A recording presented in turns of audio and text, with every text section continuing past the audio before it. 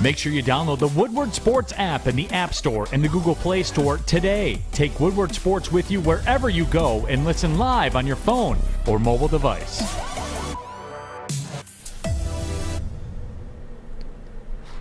Good morning, everybody. Welcome to the Morning Woodward Show here on the Woodward Sports Network. Live, a beautiful Monday morning, the week of the Super Bowl.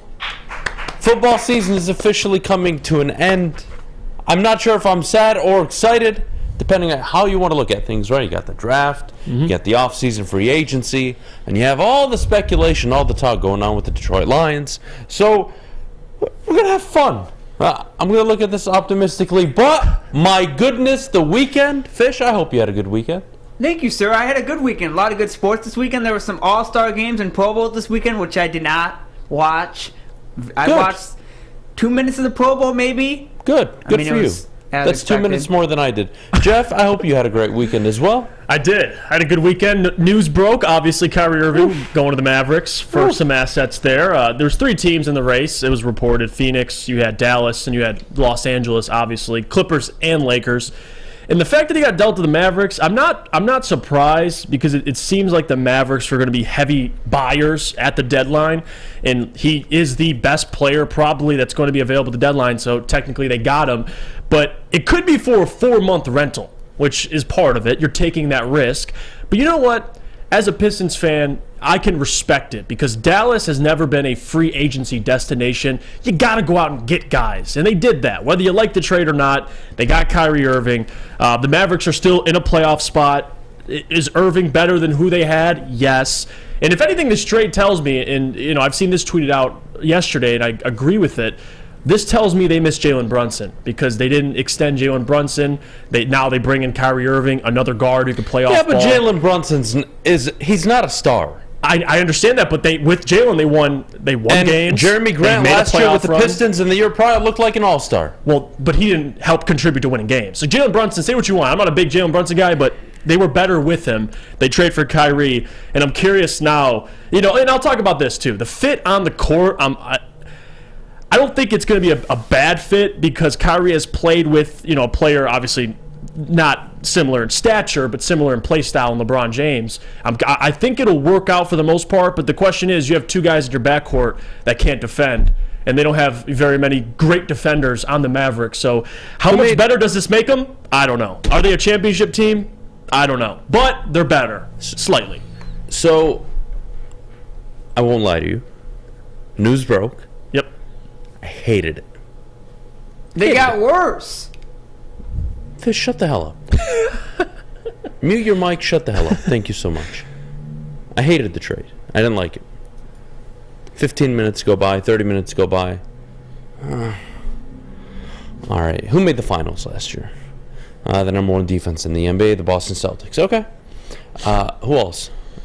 Oh, the number 1 defense when Draymond Green was on the court. Who had to go through the Golden State Warriors. Who had to go through the Dallas Mavericks. Yes. Okay. With Jalen Brunson. So I'm not encouraged there. Right. But what did Mark Cuban and the Dallas Mavericks fail to do with Dirk Nowitzki?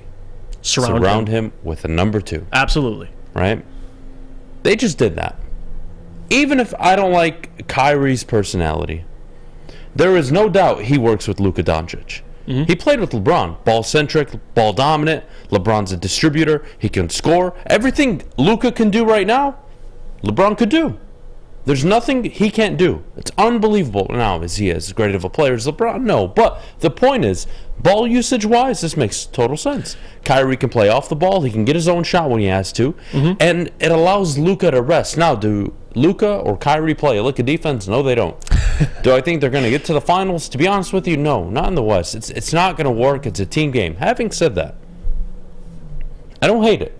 Right. I don't hate it. And LeBron James came out after and came out with a very composed and non-cryptic tweet that said, maybe it's me. And LeBron, I'm here to support you, buddy. You're about to break Kareem Abdul-Jabbar's record. Let me help you with this one, all right? I'm going to defend LeBron this morning. Oh, you are? Because you're right, LeBron. It is not you. It is 1,000% you, buddy. Knew that was coming. You know why? Because the same GM you are berating at the moment is the GM that traded all the future assets of the Lakers for the 2020 championship bubble team that you put together. Your wants. He took care of them. And what did you want, LeBron? LeBron wanted Russell Westbrook. Russell Westbrook, my good friend. He wanted Westbrook in LA. Okay, how'd that work out? Oh, you're going to trade Russell Westbrook. For who? Who wants him? You think the Mavs got a better deal out of Dallas or from the Lakers had they trade with him? They got a better deal from Dallas. Yeah. So they did. Not LeBron, it is you actually, because you signed up for this. You asked for this. Yeah. You demanded it. And you just have to accept it. That's what happens when you try to play fucking GM and travel from team to team and make them overhaul and accommodate you. This is what happens. And I'm not sure if he tweeted that out specifically. The news broke as well. I think this is Mark Stein. Correct me if I'm wrong who reported this, but Joe Tsai, I believe his name is, the owner of the Nets, refused to trade Kyrie to his preferred destination, which was LA. It's almost like, I don't know if it's bitterness, whatever it was. Good, fuck him. Yeah, I mean, but again, to his credit, the Lakers offer and what they would have gave him, I mean, you're getting a first-round pick in 2027, 2029, and then you would have got, some role players. It wasn't ideal. The Mavericks, you get two first-rounders. You got way better players. Yes, and again, with how wide open the West is, you got Curry out for the next couple weeks. Look at the East now with KD. You think KD can't lead that team to an Eastern Conference final? It's a bloodbath. Now you have Tim Hardaway Jr. Now you had some role players. It's a deeper team. Yeah, they got. It's difficult. Don't get me wrong, but they still have the best player in the Eastern Conference. You could argue, right? Yeah, easily the best scorer. But he can't do it by himself out there. Of course not. But that's what they got. They got more role players. That's why I'm going to wait and see what happens with KD, because he's already asked out. He went back. Now what happens now? You trade Kyrie. That team ain't going nowhere. I don't think you can trade KD. If I'm KD, is there any team that can afford him? Teams that think they're a player away will, like a Phoenix, for example. I'm sure they'll give you whatever you ask for. Now, is it okay? Give me DeAndre Ayton and Devin Booker. Well, oh wait, I don't know. It's not going to happen. Well, they would probably give away 8 in picks in another player. I'm sure they would. I'm telling you. So we'll see what direction the Nets go, but I'm curious. Kyrie Irving hasn't played close to a full season in like 4 years. So this is I don't like it long term. This is a big test for Kyrie as well. How does he behave? And it's already been reported as well by Mark Stein. This quote: "No one in Dallas will come out and say in these terms, obviously, but Irving is potentially just a rental. So who knows if he'll even sign an extension." Whether you hate the trade or not, I appreciate the Mavericks for going out and trying, to your point, trying to correct what they didn't do with Dirk. Surround him with other superstars. That's the first round pick they lost. 2029. You're fine. You've got the 2024 NBA draft, the 2023 NBA draft, 2025, 2026, 2027, 2028. You've got almost 5-6 years of drafts before you even have to worry about losing that one pick. I thought the Mavericks did well. Yeah. They lose a lot of depth. Yeah, they did. Did they get to an Eastern Conference final last year? Yeah, they did. Jalen Brunson was nice. It was a good unit, but it was Luka carrying the way. Right. This wasn't a team effort where the Mavericks would play great defense and Luka would guide them down the stretch and it would all work. No, this was a team that couldn't play a lick of defense. And there's a reason why they got their asses kicked by the Warriors. Yeah.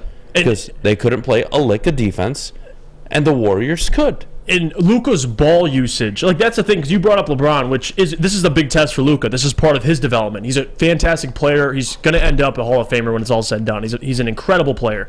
But the thing that LeBron can do that Luka hasn't really been in a position to show he can do is down the stretch, LeBron doesn't mind deferring. That's why Kyrie Irving, one of the most clutch players in the NBA. Luka's clutch, and he's the show. It's Luka's show late in the game. He's taking those shots. Now with Kyrie, I'm curious how his mentality changes, because right now he's only 0.6 away from leading the league in ball usage. It's number one is Giannis. He's 38.3. So this is a test for Luka too. You want a superstar? Here's Kyrie Irving. Now how do they work together? We'll find out. But certainly the Mavericks, to me, got a little better.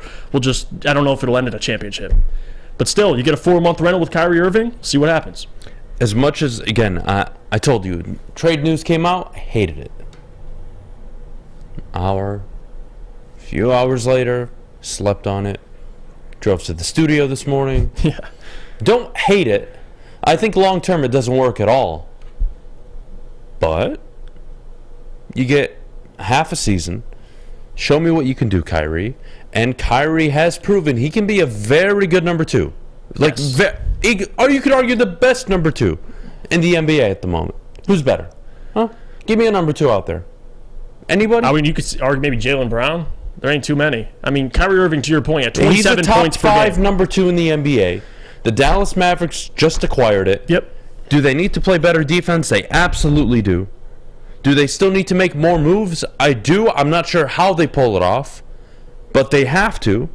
And considering Kyrie's nonsense, long term, I don't think it works. Long term, I think him and Luka don't get along. Yeah. But for half a season, for a playoff series, maybe 2, maybe 3. Yeah. I think they get along just fine. I think it works. Yeah. And also, all this stems from Kyrie not getting the extension he wanted. He wanted to stay in Brooklyn. He's from New Jersey. Obviously has ties. But the fact that they offered him, I believe it was a non-guaranteed deal. And I don't really blame the organization anyway. I mean, you're going to offer a guy who you can't really trust all guaranteed money. He wanted guaranteed. The Nets did so well. Yeah, they weren't going to give him guaranteed money for a long-term deal. So he's like, hey, trade me. They took I wouldn't have deal. Traded Killian Hayes for Kyrie. Okay, no, I'm being dramatic. I would have. I think Dang, you get where I'm like going, right? Hayes. I get it, yeah. You don't want to risk. Not too many teams are interested. You're not throwing away your future for a guy you have no idea whether he's going to be committal or not, whether he'll even be playing basketball next year. Who knows? Yeah, he could retire. Next year, there could be a Swedish spy balloon, and then Kyrie decides he doesn't want to play anymore. You don't know. You don't know what's going to happen. It's true. You just don't.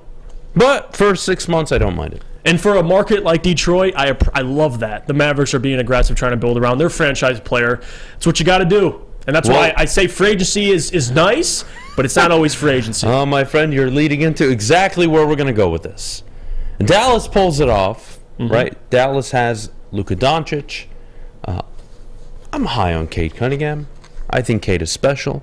I do think he will be an all-star next year. I think he would have been an all-star this year had he been healthy. I think we all agree, not only in the room, but everybody at home, Cade Cunningham, exceptional player, has superstar talent. Right. Cool. What are you going to do to surround him, right? How do you get to a point where the Pistons are contending? And now that Kyrie's out of Brooklyn, what does that mean for Kevin Durant? And I know you saw Cade Cunningham's agent and his boy and his trainer, Ashton, come out and say, KD to Detroit. Oh, he's at the forefront. Realistically, Jeff has to sell me. So what we're going to do, you're going to have to sell me on how the Pistons acquire KD. Trade, free agency. Jeff, you pitch me on this, and you tell me if it's realistic. We'll do that next, but before we do, I got to tell you about my good friends over at Planet Fitness. Sign up today, $10 a month. What are you waiting for, huh? PlanetFitness.com. Visit one of their many Metro Detroit locations. Your fitness is essential. The hell are you waiting for? Get to the gym, get in shape, take care of your body, and everything will work out, I promise. $10 a month. Get to a local Planet Fitness near you. We'll be right back. Woodward Sports loves sports, and we also love to party. Join us for the big super party. Wait, we can't say super. We really can't say come join us at our super party on Sunday, February 12th from the only place that can handle a Woodward Sports super party. Well, our super party will be at Flight Club on Michigan Avenue in Inkster. Join us for a live pregame show and watch party with the crew. Enjoy a halftime buffet. DJs, the Woodward Sports family, and more entertainment. You don't want to miss the big game with Woodward Sports. Get there early. This event will reach capacity. Come celebrate the Lions season and enjoy the final game of the year in style. See you Super Sunday at Flight Club. At least the party will be uncensored. And the Eagles are so much better than the Eagles. At work and at home, we're there with smarter security solutions. Featuring complete automation with customized alerts and more. For over 90 years, we've been the company that's been counted on to protect what matters most, all with personalized service and care. Right now, for a limited time, receive a free video device plus free installation with a new home system. Guardian Alarm. We protect Michigan.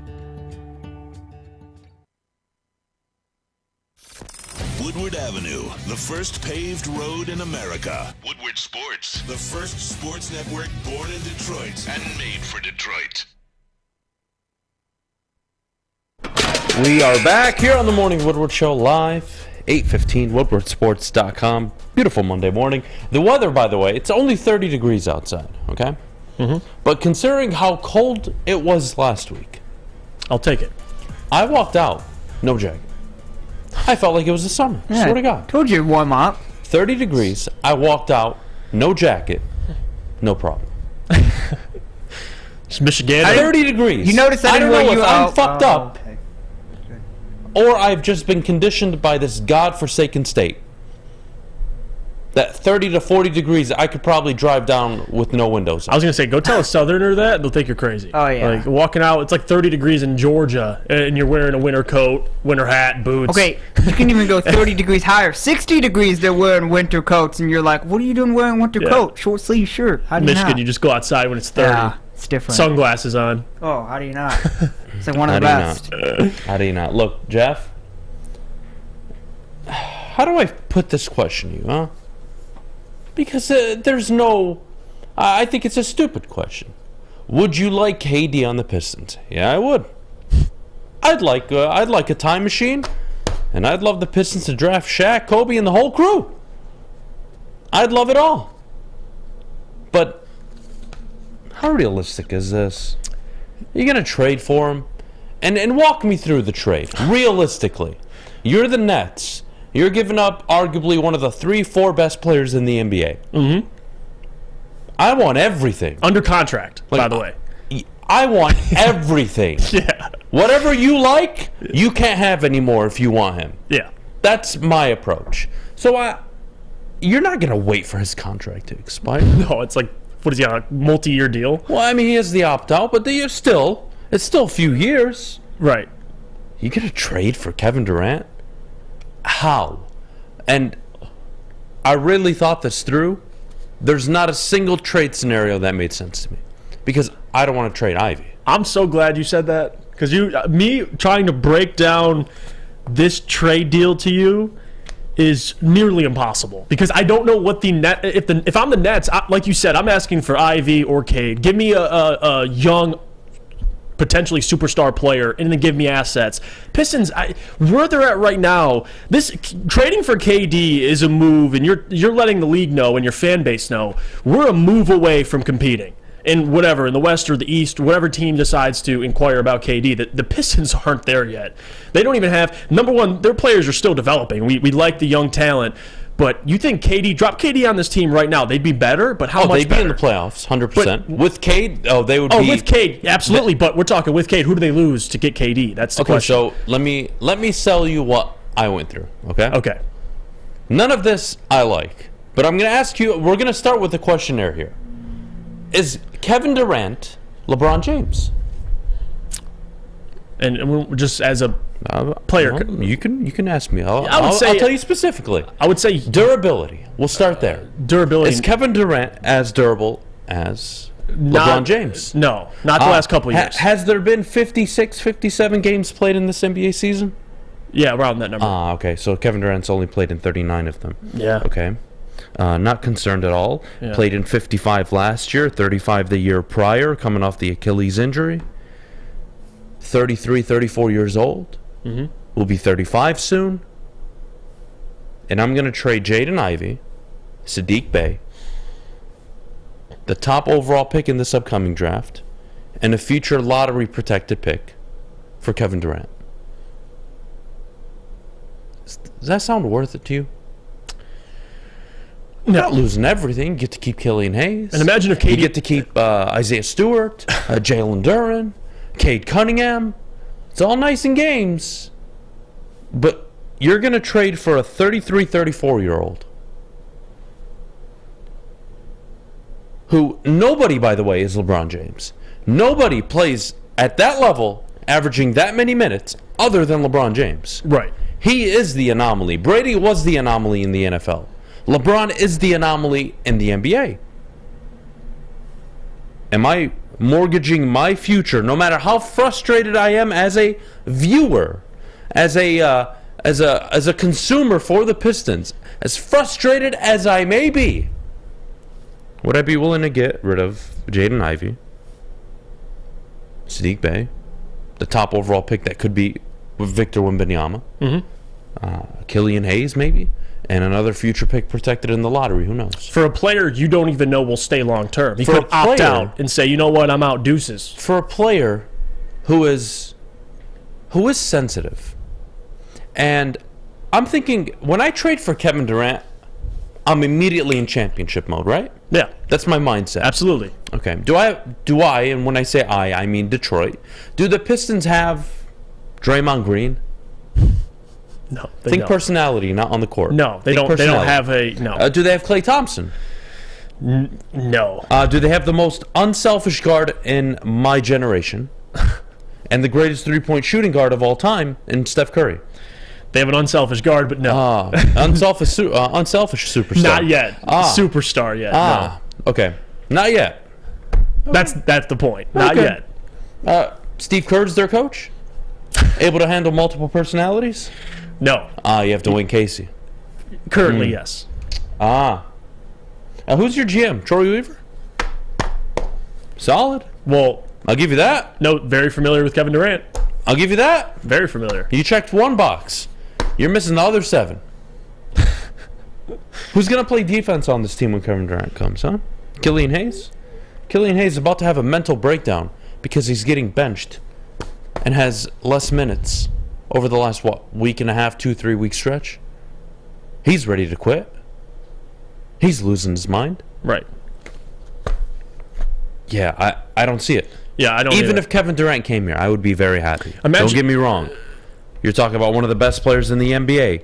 Having said that, you don't trade away your future for Kevin Durant at that age unless you can guarantee me he'll be playing till he's 38 like LeBron. Yeah. No, Which you can't. And nobody will. I agree 100%. I don't think forking up all your assets, really your future, you could argue. I mean, the Pistons have spent the last couple of years building a talented young roster, guys that aren't at their primes yet but are trending in that direction. If you get rid of, like you said, let's say it's Ivy or whoever it is, in other players with assets, picks, draft picks, that could set the Pistons back if it doesn't work out. And I would appreciate it if they're on the fringe of contending. If they need a player like Kevin Durant to take that next step, Kevin Durant would certainly improve this roster, but improve to what extent?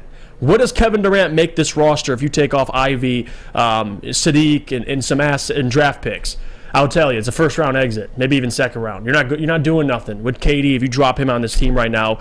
It's not worth it. You still have a lot to work to do. You got money in the offseason. These players are improving. You got a draft pick. They're not at that point yet.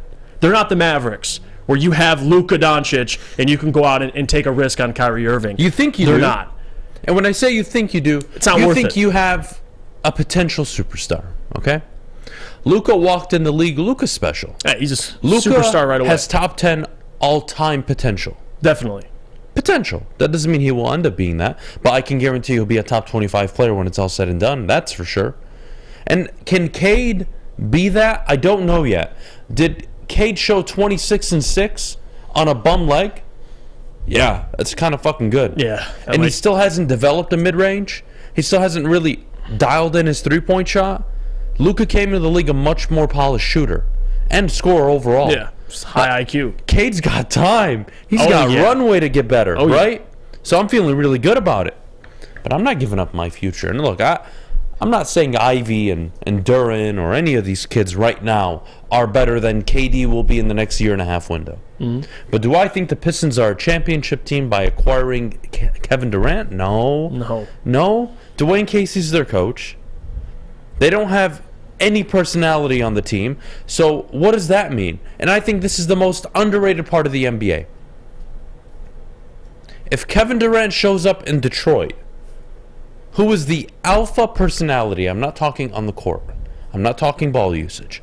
I'm talking who commands the locker room because of their attention, because of their charisma, or lack thereof. They don't have like a Draymond Green. They don't have an identity.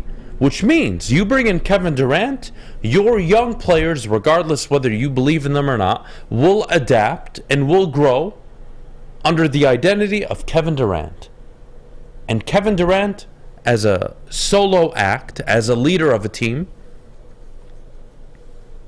has never delivered the goods. Has always come up short. Has always been passive-aggressive at times. It's been odd.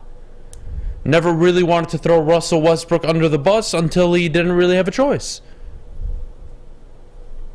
Never stood up for James Harden when they wanted to keep Serge Ibaka.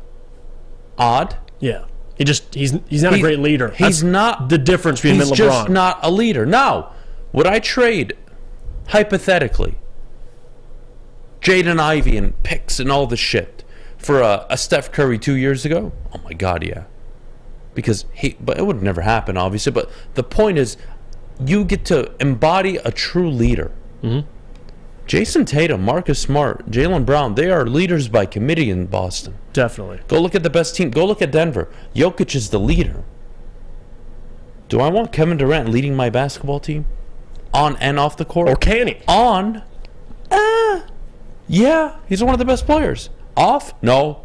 Leadership qualities? No. Showing up to the gym before anybody? No. And that's Kevin. Kevin Durant wants to just play basketball. Well, that's fucking great. Right, but that's not what superstars do, buddy. That's why the Warriors were such a great fit for him, because you know he could just go in and just play basketball. You know who else wanted to play basketball? They just wanted to practice. Oh gosh. I love him. Allen Iverson. By the way, just wanted to play ball. By the way, Joe Dumars, Chauncey Billups traded for Allen Iverson. Didn't work out too well, but we don't got to revisit that. That was old AI, but come on. You get my point here? Yes. Just want to play basketball, man.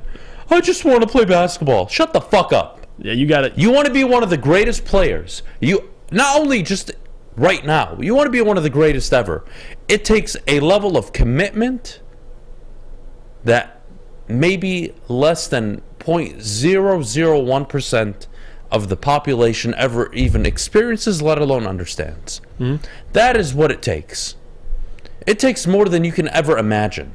And do I think Kevin Durant is that guy? No, he's not. No, he's not. Now, I'll give AI this.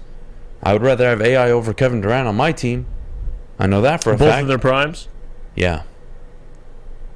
AI got that 76ers team to a finals. I know, he's incredible, yeah. Come on. Got a game over Shaq and Kobe they had no business getting. Yeah. But they're both the same player at the end of the day. Now, is AI more of a dog? Hell yeah. I love that's the only difference.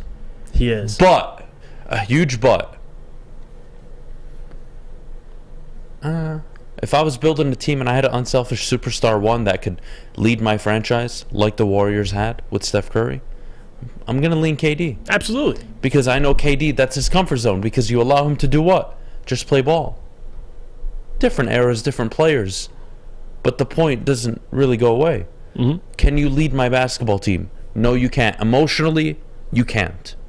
And that's a red flag for me. Him and Kyrie. Can't do it. Those two together, when they first linked up... Kyrie doesn't have to in Dallas, though. Now, yes, you're correct. But when they linked up, it's like, okay, two of the most talented scorers of the basketball linking up. This should go well. First round exit later. Second round exit later. I mean, this is... Kevin Durant, to your point, if you're talking about leading a team to a championship, Kevin Durant doesn't do that. He can help. He can be your best player on a stacked championship team.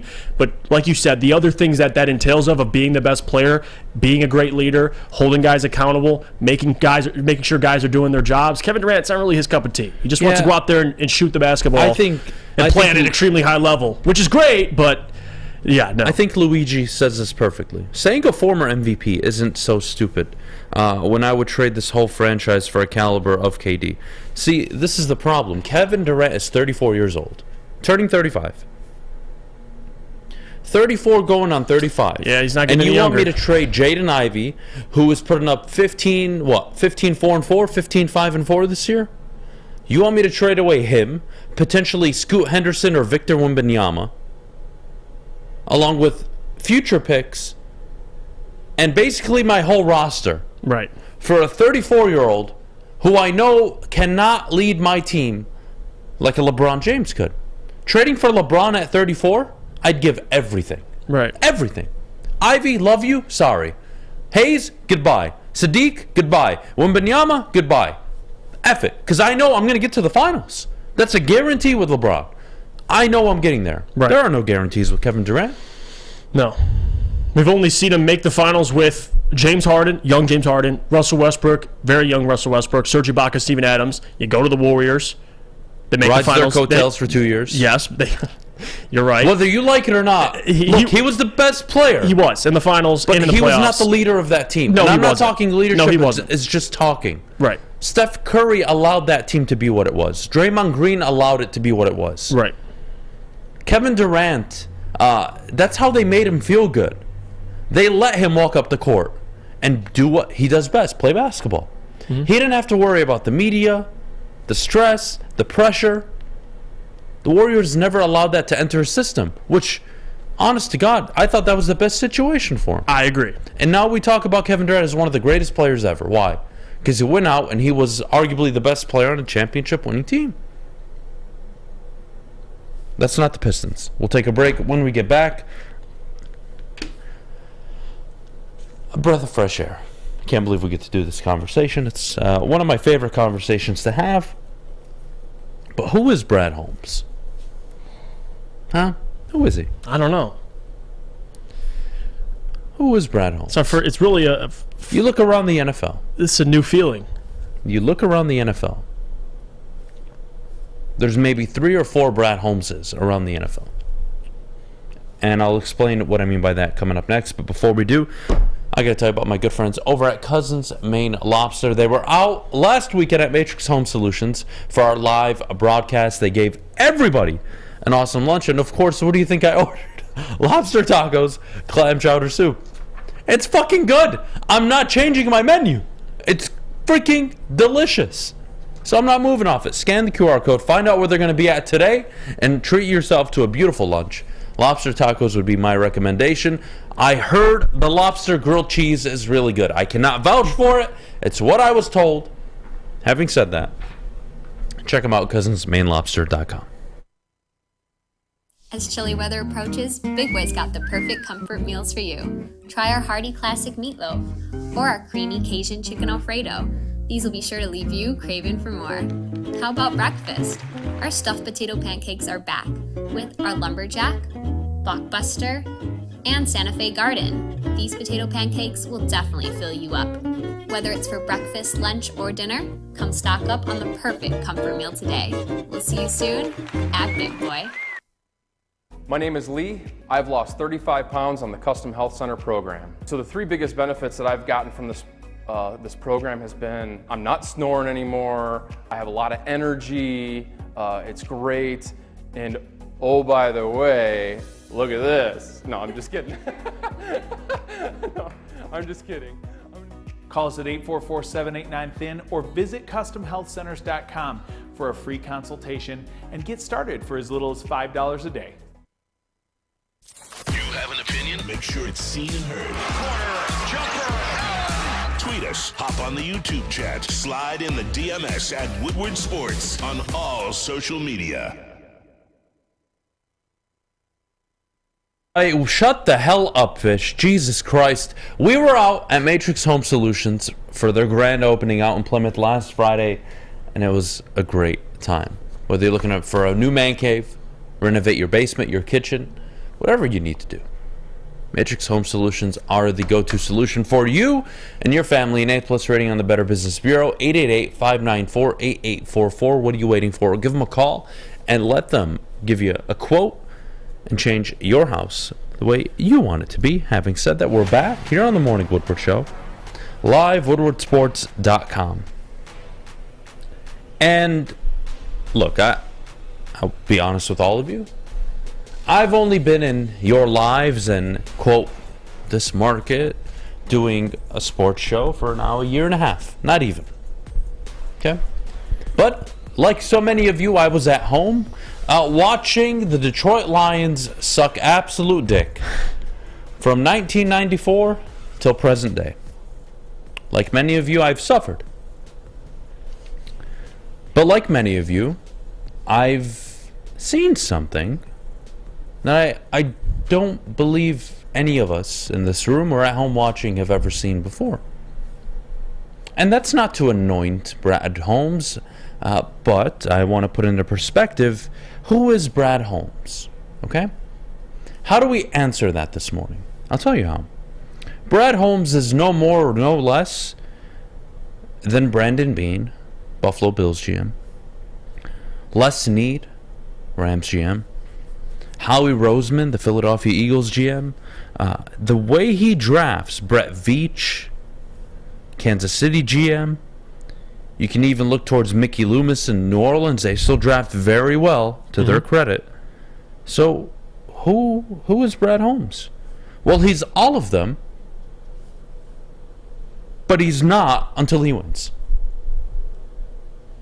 Do you remember the Falcons GM back in the day? His name is Dimitrov, something, whatever. The dude who traded 5 picks, I believe, for Julio Jones. I think we all remember this big impact trade. Yep, Thomas Dimitrov. Thomas Dimitrov, thank you. Yeah. Who was Thomas Dimitrov? He was Brad Holmes. Before anybody knew who Brad Holmes was. You know why? Because he drafted very well, and it didn't matter until he started winning. You know who Les Snead was prior to winning with Matthew Stafford? Brad Holmes. A more successful version of division titles, got to a Super Bowl, but even go back the first time around with Jared Goff. Who was Les Snead? A talented GM that found Aaron Donald, Todd Gurley, that offensive line.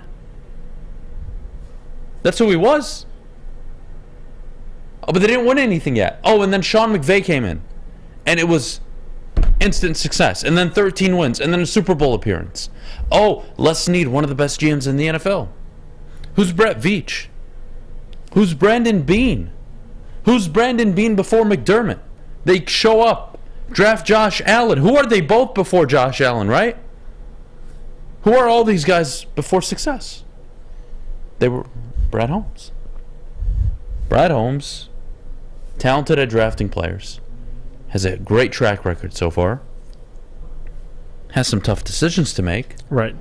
But where Brad Holmes is going is to a category of GMs who are alphas, hyper successful, some of the best in the business. That's where he's going. He's not there yet. But when I have to answer a question, who's Brad Holmes?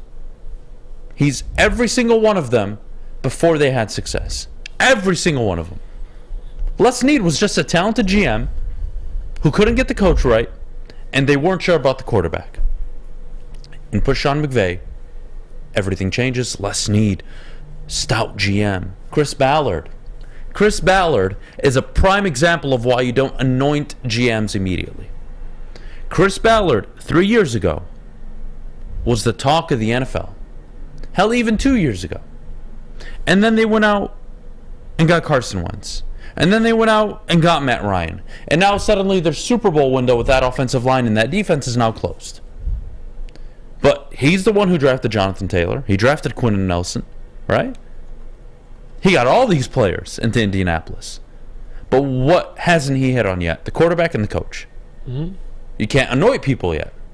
Can I anoint Brad Holmes at the moment? No, I can't. Can I tell you I think he has so much upside? I do. Because he can be Les Snead, Thomas Dimitrov, for example, from years past, Brandon Beane at the moment, Howie Roseman. He can be them all. What does it take? Success. Got to win your division. Got to win playoff games. Got to play in meaningful games. Got to have the right guy at head coach. That's what it means. And yes, some of these GMs have Patrick Mahomes, Jalen Hurts now, who's emerging as one of the 6 best quarterbacks in the NFL.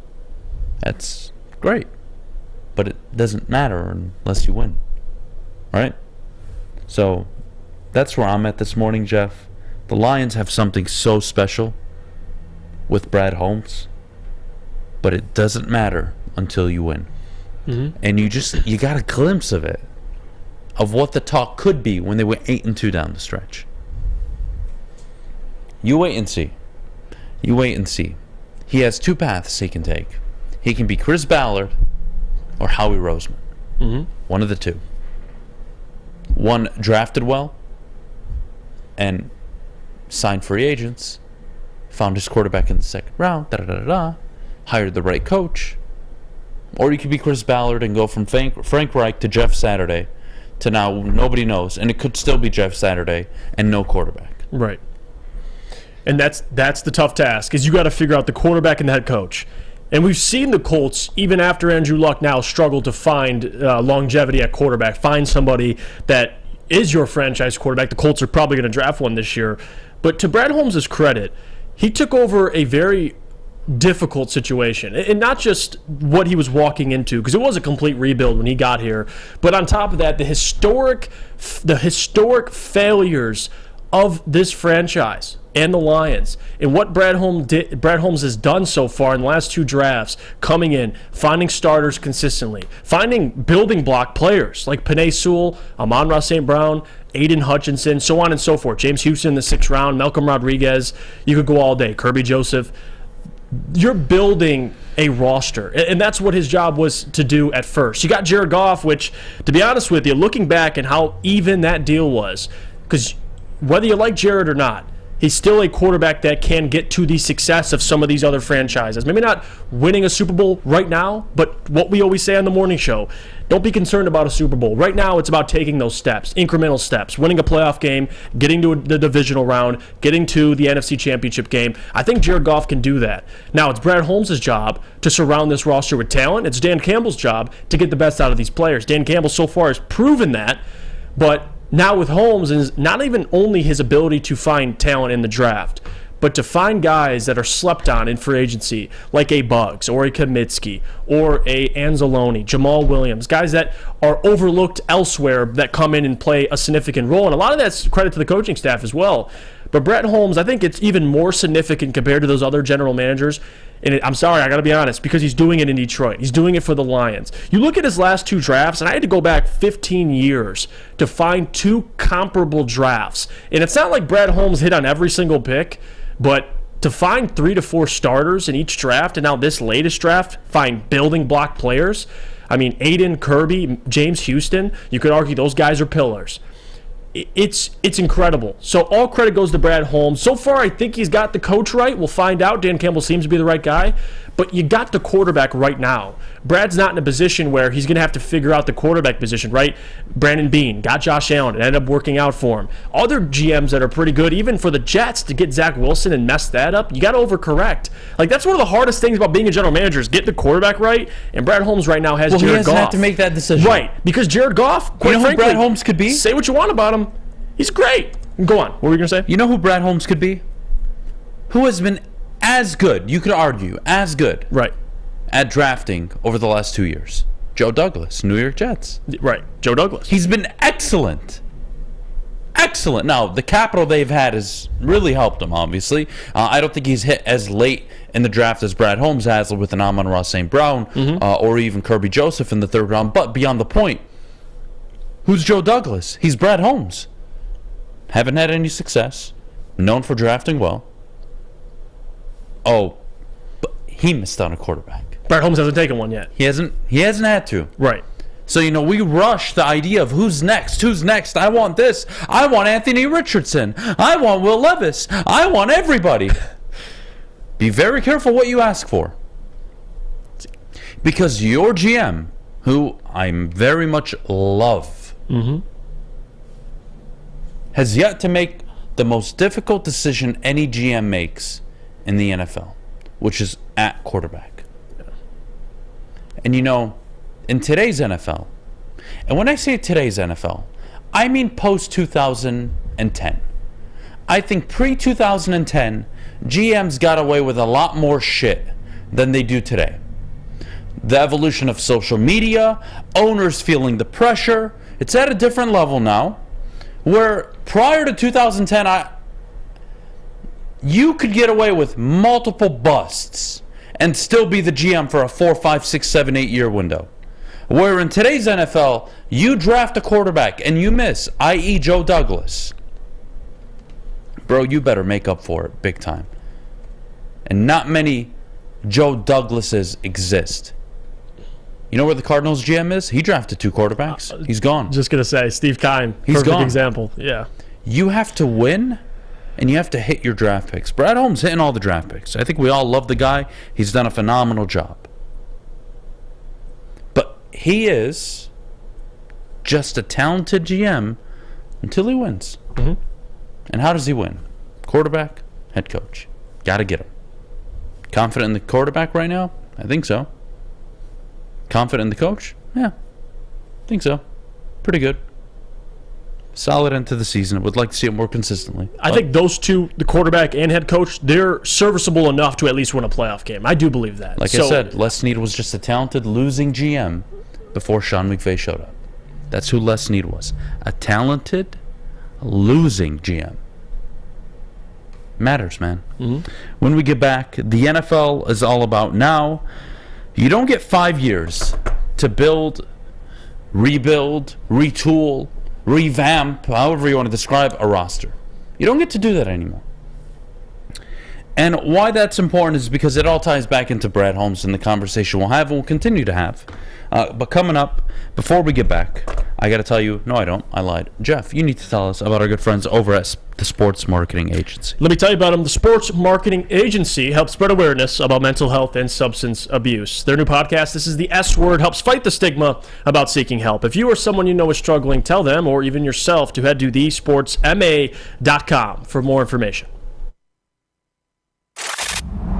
Love Woodward Sports? Love wearing clothes? Then you should be wearing Woodward Sports clothes. Check out our full line of merch at woodwardsports.com. Just click on Shop. We have all your favorite designs, like Dan Campbell kneecaps, Beverly Hills Golf, Woodward Golf, and of course, our own logoed out merchandise. Men, women, infants, kids all love Woodward Sports. Impress your friends. Impress your boss. Impress your dog. Buy Woodward Sports merch today.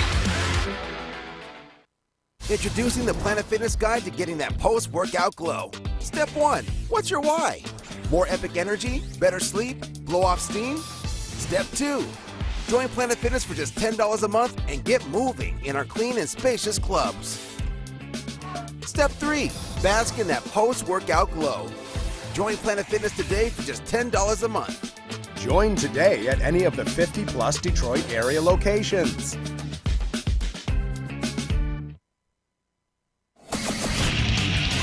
Get a shot up. This is for the win. All of Detroit's sports teams live on Woodward. All of Detroit's sports coverage lives on Woodward Sports. Driving the best in Detroit sports coverage.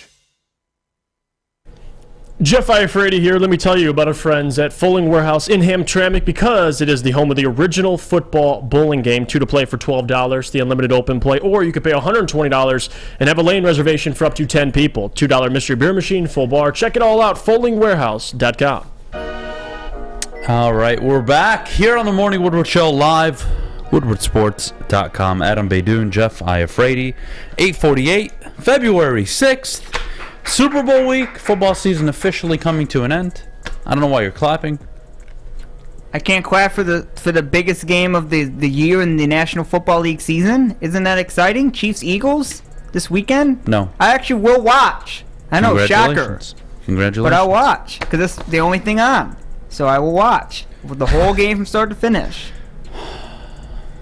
What am I going to do with you, Fish? I don't know. I don't know either. You tell me. Nah, I wish I knew. If any of you need recommendations for sports, I can hook you up with some sports that are similar to football that you'll enjoy. You guys missed a great weekend of sports, by the way. I will mute my... So, back to the show then. Wow. Love you, Fish. Fish, I don't know what to do with you. I really don't. We're back, and where I want to take this, Jeff, is I think we understand, sometimes fair or unfair, you don't get time to, quote, make it work. When you are hired, any job, you're hired, let's say, to work as a marketing assistant for an agency. You are expected to come in and be able to deliver, your job description day one. Now, is there a developmental period? Is there an onboarding period? Absolutely. But by month 3, at a standard job, you're expected to be making an impact and delivering on what was proposed. Fair? Fair. Okay. When I'm hired as a GM to overtake an NFL project, if it's a dumpster fire like the Lions were, there's a, how do I say it? There is a bros code, more so an unwritten rule of we write that first year off. We don't acknowledge it. We don't sit there and say, yeah, it doesn't matter, because it does. But we disregard it depending on what happens after. I.e., look at the Jets. Year 1 disaster. We wrote it off with Zach Wilson. All right, year 2. Top 10 defense. Excellent. Best corner in the NFL. Still have quarterback problems. Couldn't make the playoffs. After a, 7-2, 6-2 start? Mm-hmm. Pathetic. And now it's, Robert Saleh's on the hot seat. They got to get a quarterback. Derek Carr. Jimmy Garoppolo. Somebody's got to walk in there, no? You don't get 5 years to rebuild an NFL team without having any sort of success. That's the outlier. That's the key ingredient here. Howie Roseman. Look at Howie Roseman, man. He's the definition. Fires his Super Bowl winning coach. Takes a year sabbatical where they suck ass. Day 1, Nick Sirianni 9-8. Year 2, the rest is history. What about year 1 of Peterson? Number 1 pick to the divisional round, losing to the Chiefs, who are now in the Super Bowl. It's a good game, too. So you have the ability in the NFL to change it right away. Now, are there situations where you're like, I can't fix that in 1 year? Yes. Houston, does anybody expect DeMeco Ryans to win 10 games this year? If he does, build him a fucking statue. But it's not going to happen. No. There's so many holes on that team. Now, they could change our mind in free agency and the draft, maybe. But still unlikely in an AFC where every team has a damn good quarterback. The AFC is loaded with quarterbacks. So until you even get yours, you're not even in the conversation, buddy. So to me, Jeff, the NFL is and always has been winning right now. It's always been about that. Les Snead. I used him in the previous conversation. Losing GM prior to Sean McVay. What'd Sean McVay come in and do day 1? He won with Jared Goff and Les Snead's roster. Now, some teams, some coaches aren't fortunate where they get to walk in and take over that situation. Doug Peterson took over the worst roster in the NFL, technically, if you want to go by record. Suddenly, they're in the playoffs, winning their division. You can make things happen, Jeff. So what I want to ask you is, 1, do you agree with me? You don't get 5 years. And the only way you get 5 years is by having success. Now, you can throw your head coach under the bus. You can throw your quarterback under the bus. There are ways as a GM to survive. But it doesn't last long, man. Yeah. You can only blame people for so long. You have to have success. Howie Roseman, they were 9-8, and they were done with him. They were done. Philadelphia was done with him. The fan base hated his guts. They're in the Super Bowl. Now we love him. He only took a year off with Doug Peterson. 1 year, it was bad. 9-8, 14-3, Super Bowl. Right. Brett Veach, I mean, he's got Mahomes and Andy Reid. There's not much I can say there. Brandon Beane walked in with Sean McDermott. They built with Josh Allen, but now they have their question marks. Yo, you paid Josh Allen. You paid Stephon Diggs. You paid Von Miller. Right. You made a lot of moves, and they didn't pay off. How are you going to retool? And if in 2 years the Bills are still losing in the divisional round and not getting back to the AFC title game, you know who's going to lose his job? Brandon Beane and Sean McDermott. Welcome to the NFL, Jeff. Mm-hmm. And that's why finding the right quarterback is so important. We brought up the Jaguars with Peterson, right? You had Trevor Lawrence, struggled his first year, but you knew the talent Trevor Lawrence had. So getting Doug Peterson, it worked out how it worked out. Brandon Beane with McDermott as well. Josh Allen turns into that quarterback now that we know of, an MVP candidate. 10 wins, 13 wins, 11 wins, 13 wins. So part of it, yes, is the NFL is built so you can turn things around quickly, but a lot of that has to do with who's your quarterback, who's your head coach. Those two things are the most important. And so far, I mean, even comparing it to the Lions, I said this before, they seem to have both that are good enough. But that's been the biggest difference. You know, the Jaguars, even having the number 1 pick, getting Trevor Lawrence, you have Urban Meyer and Darrell Bevell. You saw how bad Trevor Lawrence looked, but you bring in an offensive coach, there you go. That's why we were so frustrated that the Chicago Bears brought in Matt Eberflus, because it made no sense. So part of it is finding the quarterback. The other part of it is finding the head coach. That's the key for teams that turn things around quickly. Like the Chargers, for example, haven't been able to get over the hump, but they got Justin Herbert. They have Brandon Staley, who not many people are sold on.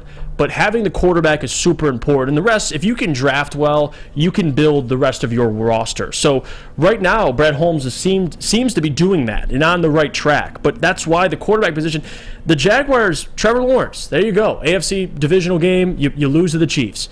Josh Allen, he finally, after the first couple years, turns into that guy.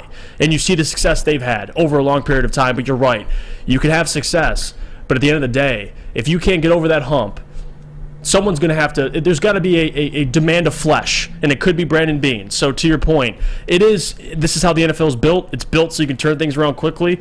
But if you don't get certain things right, south, man. It's going to go south. Chris Ballard. And you're going to get fired. Chris Ballard is a great example because we'll see who they draft at quarterback. Jim Irsay's a bit of a crackhead, yes, but that's a whole different conversation. But he still has roster control. He has the ability to make moves. Can't find a quarterback, things are going to go south for him. No matter who he found on defense, because they still got a great defense. But it doesn't matter.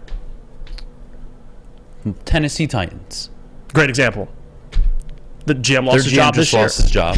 Granted, he's an idiot, and he traded A.J. Brown for Treylon Burks, all right? That was stupid. But he drafted A.J. Brown. He just, like you said, the moves ended up him... And Brad Holmes hasn't done that, so we don't have to worry about that right now. No. That is the equivalent of Brad Holmes trading Amon-Ra St. Brown at the end of next season. Yeah. And drafting a bum. And drafting... Or someone who's not A.J. Brown. I wouldn't call him a bum. I wouldn't call Burks a bum yet, but he's not A.J. Brown, yeah. But you see what I mean? It can go south so quickly. Right. So you can be a wheeling and dealing GM. You can go and make the moves. You can go and draft the players. You got to win. Mm-hmm. Gotta win. Tennessee won.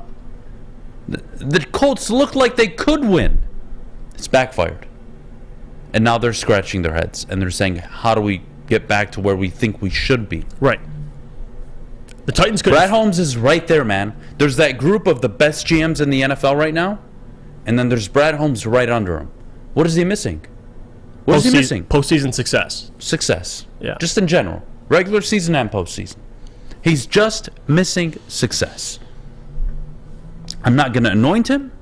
I'm not going to say he is one of the best GMs in the NFL, but he is damn sure trending that way. I know for a fact I can trust him. And again, no pressure. All he's doing is building a roster at the moment. Building a Brad Holmes pretty good roster. Has yet, you know what, I guess maybe this is rude of me to say, because he did make the decision to keep Goff and defend him, so he deserves credit for that. But the point is, he doesn't have to make a decision on a quarterback yet. No. He doesn't have to draft a quarterback. That's the hardest thing to do. Hiring the right head coach, which he hasn't done, by the way. He didn't hire Dan Campbell. It's not his hire. And drafting a quarterback, he hasn't done. All he's had to do is, hey, build this roster, fix our salary cap. He's done that so far. Right. Will he have to draft a quarterback? Will he have to hire a head coach? I don't know.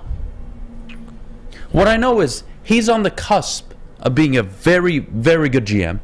You could argue top 5 in the NFL. What is he missing? Success. That's it. So now it's on him, his team, his quarterback, his coach, to come together and start delivering success. And we'll be talking about Brad Holmes, one of the better GMs in the NFL. Top of the hour coming up. When we get back, we've kind of been doing this Brad Holmes thing.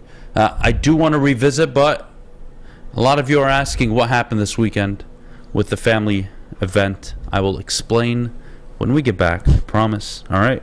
Did something happen I don't know about? I got to tell you about my good friends over at Lady Jane's Haircuts for Men. Open 10 to 8, 7 days a week, walk in anytime, no appointment necessary. Their awesome stylists will take care of you like they take care of me as always. Thank goodness I looked like a grizzly bear last Thursday, and now I'm still kind of a grizzly, but I'm a well-groomed grizzly bear, however you want to define it. Get to a Lady Jane's near you. Open 10 to 8, 7 days a week. Lady Jane's, it's wicked awesome. The sports marketing agency would not be who we are without great community partners like Higuera Health and Carol Zuniga. It's an awesome opportunity to partner with your organization. Higuera Health is a comprehensive behavioral health organization. We serve children through older adults with mental health, substance use, and developmental disabilities across Western Wayne counties, and really excited to now be in downriver communities as well. Give us a call at 734-458-4601. You don't have to go to the beach, man. You don't have to get your butt crack full of sand. You just need a little chili peppers, man, to get that glowing beach chili peppers tan. Woo! With 26 locations in the Metro Detroit area and more coming, Chili Peppers Tanning is where you'll find the cleanest salons in the D. Join the Pepper Club for the best deals on unlimited tanning. Head to chilipepperstanning.com. You just need a little chili peppers, man. Can't get enough Woodward Sports content? Head over to woodwardsports.com right now for up-to-date sports articles and great entertainment news. We have the best writers, bloggers, and coverage all at your fingertips. Head to woodwardsports.com right now to experience all Woodward Sports has to offer. All right, we're back here on the Morning Woodward Show, live, woodwardsports.com. As always, make sure you're stopping by, going downtown, treating your family or friends. Hell, both of them at the same time, however you like to do it. Take them down to the Monroe Street Midway, winter bumper cars. Fish, shut the hell up. Fish is right, it's fun. I don't want to hear a word from you this show. It's Monday. I'm trying to get the week started off on a good note, and I don't want to hear it from you. Well, then you're coming to the right person. If you want to be happy. Yeah, that is true, Fish. If you want to be happy, if you want to start your week on a good note. I give you all. I this have stuff blood pressure issues talking to you. I don't get happy talking. Well, whose fault is that? Yours. How is it mine? Look in the mirror. I do. I look at myself every day. It doesn't look good. That's why I don't look at myself. No, Fish. Don't say that. Don't say that. That's why I veer away to this instead of the screen over there, so I don't see myself. Fish, you're a good-looking fella. Thank you, sir. You got your polo hoodie on, you got your watch. Anyway. Yeah, you notice I did not use USA today because I don't need to. It's not that cold, which is nice for once. All right, Fish, just shut up, please. Jesus Christ.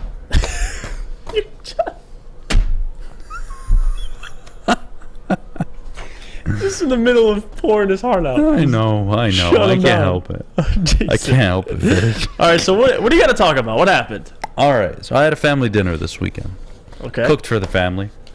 Thanks for my invite. Appreciate it. I avoided disaster. Can I ask what you cooked? I guess you don't want to hear from. I cooked fillets for everybody. Ooh. Served with skinned mashed potatoes. Ooh. All right. Yep. Asparagus. Ooh, asparagus. We went with the Greek salad. Okay. Ooh, okay. Very non-Mediterranean, but then of course we had the hummus, and then we had all the finger foods that you can think of that Lebanese, or I should say Middle Eastern treats are, like grape leaves, veggie, and meat. And I ate those when we went out as a company. Okay, so they're pretty good. Those are pretty solid. Pretty solid. The place I almost burned my hand at. It's called frake, if any of you have had it before. Oh. It's raw meat. It's really good. So yeah, that was the dish. That was the dish this weekend. It was very busy in my house. Good. I thought I did well. I almost effed it all up though. How? Overcooked it? No, Or cooked too little? I started late. Oh, I started late. Oh, boy. I almost didn't make it on time. Hey. I almost didn't make it on When time. were you supposed to start it? Because I literally forgot. Yeah, work. Okay, how do you forget? I literally forgot. I'm not joking. The exact conversation. Wife walks in the house. She went out. She bought stuff for the house, whatever. She came home, and I'm sitting there on my laptop, just totally in the zone. Work, but and she's like, "Hey, what do you want?" She's like, "What do you want?" Did you? That's how you talk to her. It's 2:30. Did you get started? Yeah, you ready? I'm like, get started on what? She's like, tough. She's like, honey, How I got do family you- coming over tonight. I'm like, How do you forget that's when tonight? She's like, yeah. I'm like, fuck. I ran downstairs. Oh my goodness. Had to start prepping everything. No one It's fine. noticed though. Nobody noticed though. So yeah, this is you're only good. internal problems at the house. Okay, you're good. Oh my god. You're good. Oh god.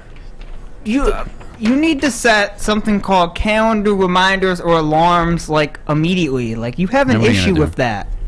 What are you gonna do? You're gonna set an alarm. For next time, buddy. Everyone I'll has remember a next cell time. phone. Everyone has remember next the time. alarm. You just It's go a- over there. Hey, those you flip reminders are that clutch though, Fish. There you go. You Okay, switch that so- thing to on. This is a question in the chat.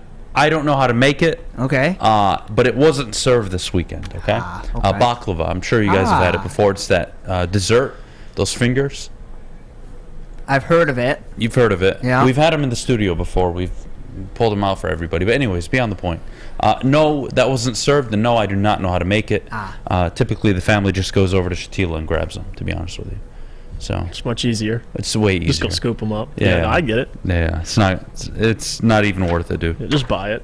It's just dessert. I mean, it's kind of overrated, if I'm honest. Oh. Yeah, I think we make more of it than it is. It's not that great, but anyways. Okay. Whatever. Moving on. It's not like you had a good weekend. It was a horrible weekend. What? Well, you said it was a good one. Horrible weekend. What Horrible else weekend. happened? You know what happened? It was the worst weekend of sports. Oh, well. In, let's see, 23 weeks. I mean, I enjoyed watching the Tigers get fucked more than I enjoyed this weekend of sports. Awful. You didn't like the Pro Bowl festivities? What? The flag football game? Flag football? You didn't mind the... Or I'm on Ross St. Brown jumping on a trampoline and catching footballs? Yeah. That's what I used to do in my bedroom when I was a kid playing imaginary football with myself. I would throw the ball up in the air, run, catch the ball, jump on the bed like I just got tackled. Oh my God. That's the Pro Bowl now? That's the Pro Bowl. That's the Pro Bowl that some of you use as a data point. Oh, he's a 3-time Pro Bowler. Get the fuck out of here. Yeah. What a disgrace. That put some respect on his name. He's a flag football MVP. Who? I don't know.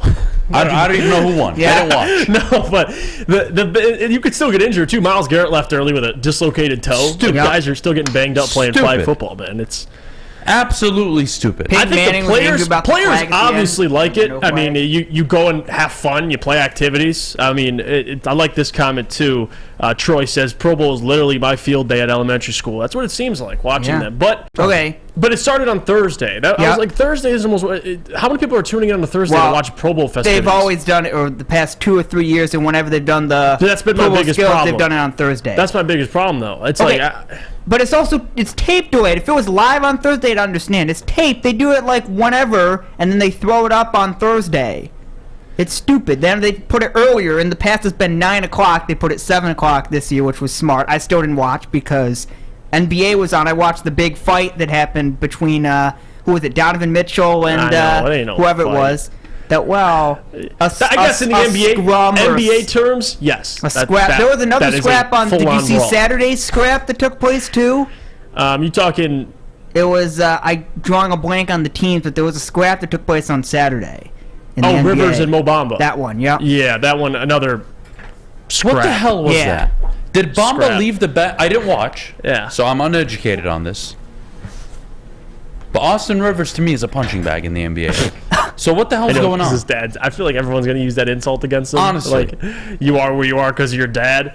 But I don't know. Mo Bamba, they were chirping. I think Austin Rivers. And he came off the bench and fought him? Yeah. No shit. And he got suspended more because of that. Yeah. Okay, how many games? It's like 5 games. Oh, I think it's not Rivers got like enough. 3 or something. Not like that. enough. You got to suspend him for like 12 games.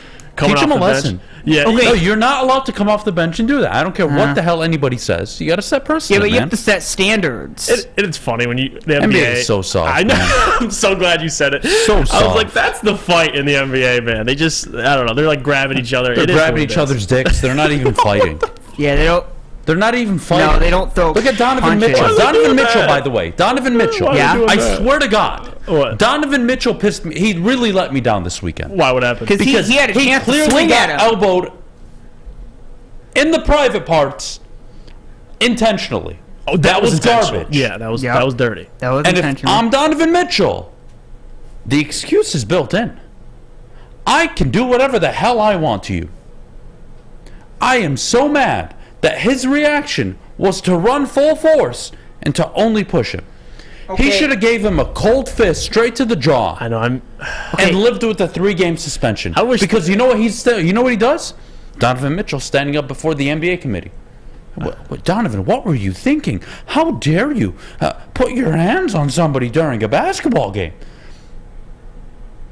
Dude elbowed me in the balls on purpose. Yeah. So either you suspend him double what I get, or we're going to have a problem. Because I'm a star in the NBA, and you got to protect me. I'm a star player. Right. Protect me. Don't let players get away with doing that bull jive. And I won't have to get involved. They do still want integrity, and they also don't want to get suspended 50 Donovan games Mitchell because he missed a knocked great the hell out of someone. to put his hands on somebody. That's all I'm going to say. I know. And Dylan Brooks, I'm telling you, if he keeps this up, you keep doing things like that, you're going to get swung on. Now, NBA, I don't know how realistic. What? Bro. With the laser? What the fuck is that? I don't know. That was weird. When I read that, I'm like... Yo, Ja, I'm telling you right now, don't go into this Suge Knight Tupac shit. Oh my God. All right, Ja? That's my advice to you this morning. Don't do it, buddy. Good kid. Don't surround yourself with people like this. I read a little bit of the story before I left today to come here. I hope it's not true. But if it is, please don't do this to yourself, man. Yeah, what was it? He was like... got into an altercation verbally. It's fine, whatever. Talking shit, no problem. In public. Yeah. After the fact, yep. Yep, okay. With, people associated with the Pacers, family, whatever, da-da-da-da. Beyond the point. Later on, with his entourage, they see Ja in an SUV. Some dude pointing a red laser. Like, I don't care if it's a joke. You can't do that. And then there's security people that were quoted saying, yes, that's a gun, da-da-da-da. I don't know what's true and what isn't. All I know is, scary. Ja, if you're doing that, man, check yourself, man. You don't need to be with these kind of people. No, these guys. You don't need to do this. You really don't. I don't care where you're from or... Yeah, I don't care. He has so much more to lose than any of those people, man. Like, that's why you got to put yourself. You can't put yourself in those types of positions. But that's the Grizzlies. I feel like the Grizzlies have been in the media for months now, maybe even last year, just strictly on trash talk, which I like it. But like you said, I mean, they talk a lot of shit for accomplishing nothing. I know. I'll never forget them talking about the Warriors and the trash talk between those two teams. Like they're even on the same level. It's just, as if it's a rivalry. Freaking idiots. I know. I love it, but also it's pathetic. You got to get humble. Get there first. Yeah. Get there first. Right. You know what I watched last night, by the way? I treated myself to 45 minutes. A movie? Of the 2004 Pistons documentary. Okay. Ooh. Yep. From day one to the final game. I enjoyed myself. It was a good trip down memory lane. Adam, you might enjoy this news or not. By the way, congratulations to Michigan for beating Ohio State in basketball. And both teams suck, but it's a good win for Michigan, even though not really, because both teams are bad. Juwan Howard's the best coach in all of college basketball. Well, that's untrue. Conor McGregor. Jeff, you would have heard this over the weekend. Conor McGregor's coming back to fight. How excited are you? Michael Chandler. I mean, I'm excited. I don't know, man. I got a lot of different things, especially this fight coming up. There's some good fights in the future. We'll see what they got. Australia this weekend. Adam, you better tap in. The UFC needs Conor McGregor back. They need the UFC sucks. Yeah, they just lost. I know Francis. You're a UFC guy. I know they suck. This last fight. There's nobody. Yeah, the last fight wasn't very good. Not to mention it was at 3 a.m. I don't know how many people tapped in. I'm a casual. Okay, I'm not ingrained to the sport like you are. Well, they need someone else coming up, though. Tell me if I'm off. My timeline in my life went Brock Lesnar. Mm-hmm. Yeah. That was the first, holy hell moment. Mm-hmm. To John Jones, who was the arguably the GOAT. Arguably the GOAT. Who is coming back to fight, by the way. You could sell any pay-per-view with him. Oh, absolutely. He was everything. He was the child boy. He was the poster boy. And then after John Jones, there were some good fighters. Really great champions, respected champions. Khabib, yep. Even before Khabib.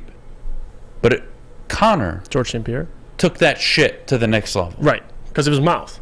Even George St. Pierre, you couldn't sell him. No, you couldn't. He's too nice. So Conor McGregor being back, I'm gonna watch the fight, and that's the first UFC fight I'll watch since Conor lost. And hearing someone that like you say that, I think that means and I'll watch. Everything. Yeah, and I'll watch because it's Conor. Yeah, but you can sell me on that, but you're not selling me on some dude, hazmat suit. I don't know what the hell his name is. Hazmat suit. I don't know what the hell's his name. Who? I don't know. Well, yeah, there's a bunch of people that wear The crazy. Khabib 3.0. Islam. Whatever the hell his name is. Makhachev, I don't know. Whatever. Anyways, I told you I was a casual. We'll be back. When we get back, does America have a sports problem? America's falling apart, man. And I got a question I'm going to bring up, and I need you to educate me. I'll bring it up next segment. I think it's important. Does America have a sports problem? We'll get to that coming up. But before we do, Jeff, our good friends over at Cintron, Why Wait? Let me tell you about them. Cintron, Why Wait, is an aspirational lifestyle beverage brand with a line of sparkling flavored energy beverages and premium bottled water. Cintron is fashionable, functional, and fun. If you're looking for premium ingredients, long-lasting energy, balanced hydration, essential vitamins, and great taste, Cintron is your top choice. Buy online at drinkcintron.com. Cintron is also available at Amazon. What's a winter wonderland if you can't shop, eat, and play?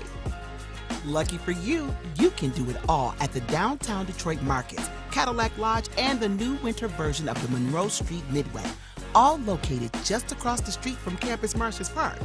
Find the fun at deckedoutdetroit.com.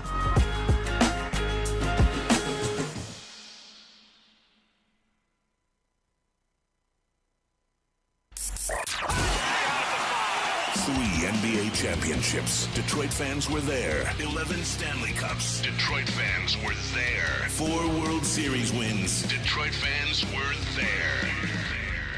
And that one Lions playoff win in 1991? Yeah, Detroit fans were there. Woodward Sports, where the fans are. At Alta, uptime matters. Alta Equipment has everything you need to get the job done. If you have a big project coming up, well, Alta Rent has you covered. Give them a call, 844-GO-TO-ALTA. That's 844-GO-TO-ALTA today. All right, we are back here on the Morning Woodward Show. Live. WoodwardSports.com. Adham, Beydoun, Jeff, Iafrate. Jeff, does America have a sports problem? And ratings are down across the board in every major sport except the NFL. Especially the NHL. NHL's down 22%. Yeah. The NBA has become a dead sport in the regular season. True that. Nobody cares about baseball. And I'm not saying nobody as in this town. In general, the national public. Nobody cares. Nobody cares about the MLS. Jeff, we got a problem. Especially if their new deal, no one will watch it. Their new deal. And I was reading an article. This is sportsbusinessjournal.com, and they were talking about the 22% drop with the NHL, and it's because they doubled the games. They went from last season. They streamed 27 games on ESPN and TNT. They went to 54 this season. And that's why it's dropped, because I think less is more in a lot of sports. The NFL, 17 games, but every Sunday. It's got to be easily accessible, man. Yes. Well, that's also a part of it. That's a big part of it, streaming too. services, even Paramount Plus. Yep, Amazon. Peacock TV. Amazon this year for NFL has been down. I didn't watch most Thursdays. I didn't either. And I have Amazon Prime. But my goodness, it's a hassle. Yeah. And the broadcast was shit, but that's a whole different problem. Not to mention the games are terrible, too. Then I got to listen to Leah Hextall call a fucking Red Wings game. I want to commit suicide. Yeah, I was going to say, that's dreadful, yeah. And when you think you're safe with her not on play-by-play, she's in the glass doing the report from there. Look, I don't mean... Actually, I do mean it. So yeah, what are you talking about? You do mean it. I do mean to come off as a bit abrasive when I say this. I think this is a fresh reminder of why politics and sports are two different things, and they should be treated as such. Now, I'm not saying that the NFL or the NBA or the NHL or any other major sport can't talk about politics. Be my guest. But when you make it the forefront of your product, boy, you're running a fine line, because we live in a country where most national votes go 50-50, which means you're alienating 50% of the country the second you do that. I don't think that's right. Right or wrong, good or bad, I don't know. I just know it's not right. And do I think politics is the reason why? No, I think the products are shit. I think the only market right now that is absolutely loving themselves in the NHL is Edmonton. You could argue Tampa Bay, maybe Boston. You could pick 4 sports towns in every sport, and they're like, yeah, they're enjoying themselves right now. Philly are. Yep. The Chiefs are, right? Kansas City are. Yep. You go to the MLB, Dodgers always. Yeah. Houston. The Braves, Houston. They're enjoying themselves. That doesn't speak to the country as a whole. You go to the NBA. Celtic fans are loving life. Warriors, not so much. Denver, yeah. But Dallas, yeah. Yeah. Right? This is gonna happen. But where's the disparity? Where's the league? It's not there, man. Talent's not there. You know, we joke a lot. Even look at the MLS. The MLS is such a garbage product. It's so shit. Well, it's so shit. I mean, it's not. It's shit. It's not terrible. It's awful. I'd rather watch middle school soccer. Have you watched a game? I of have. MLS? Okay. Actually, I have. Like recently or like Yes. 10 years ago? Okay. No, yes. Because the product has improved within the last It's a 5 definition years. of improving. Better players. Hey, Mom. Better talent. I'm 27 years old. I can read at a kindergarten level. A lot of foreign. And now I can read at a first grade level. A lot of foreign players coming over who are actually doing good instead of washed up players from Europe. No. The average consumer. No. I just think the quality is so off. And we'll go by sport. MLS, the quality of the product in the MLS is fucking garbage. Yeah, I wouldn't say that. Garbage. Okay. Here. It's last as far as the American the 20th sports. place team. You can take the 20th place team. Yeah. In Spain, Italy, France, hell, England. Okay, but you can do that in other countries You take too. them and bring them to the United States, and they will run the table. The 20th place team. Fish, you don't know soccer. Okay, moving on to the Okay. next sport, the NHL. I mean, the NHL. Where are the stars? they would win. I don't know about run Shut the the hell table. up, Fish. Okay. You're wrong on this one. I'm sorry. Okay. Where are the stars? One's in Edmonton, so he's not even in the country. Nope. No, Well, he's but they not. count it. But they count it as American sports since they're I know, in the I know. American League. Just saying. Who do you put your arms around in baseball? Huh? Who's the best player in baseball right now? Huh? Aaron Judge. Yeah, Judge. Put your arm around him. No. but I mean- even then. ugh. Even then, no. It's all the home run people. Whoever hits home Who are runs the is best- like loved. like, the product is so not what it used to be. And I don't know if I'm a prisoner of the moment. The only product that has improved to me is the NFL. The NFL gets better and better and better and better. College football, it's Okay. 50-50 with me. I'm not going to say it's regressing, but I think the product is better, but only if you're one of the 4 best teams in the country. Right. They do. It sucks for everybody And especially else. now in an era where people are just transferring left and right, it's hard to have a significant value with a university because players are just moving in and out. So you're right. If you're not the top 4 teams in college football, it's tough. I mean, it's real tough. And and the question is, because you've been seeing a lot of the last couple of weeks, and this has been a discussion for a long time, but I feel like just lately you've been seeing it more and more, is refereeing.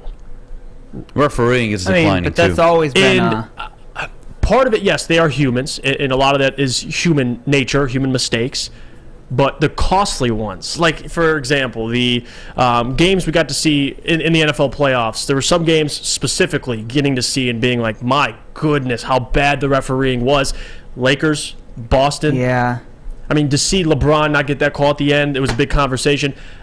I wonder if, I'm not saying, I think sports gambling has done great things, but I wonder It's if made now more people with watch. money involved, people have more of an emotional tie to these results. Yeah, but you're watching. Yeah, you're tapped in. But if the Lakers are losing and LeBron doesn't get that call, and I got a band on the game, I'm a lot more frustrated than just watching as a casual Laker fan. So you're going into depression for like I think a few that's hours. where the referee, being frustrated with referees, absolutely you should be, because a lot of these calls aren't great, and there has to be something worked out to where these guys can be full-time or they can be re-educated. Isn't the NBA is though? Isn't there? They have like a union they work for. Yes, they do. Yeah.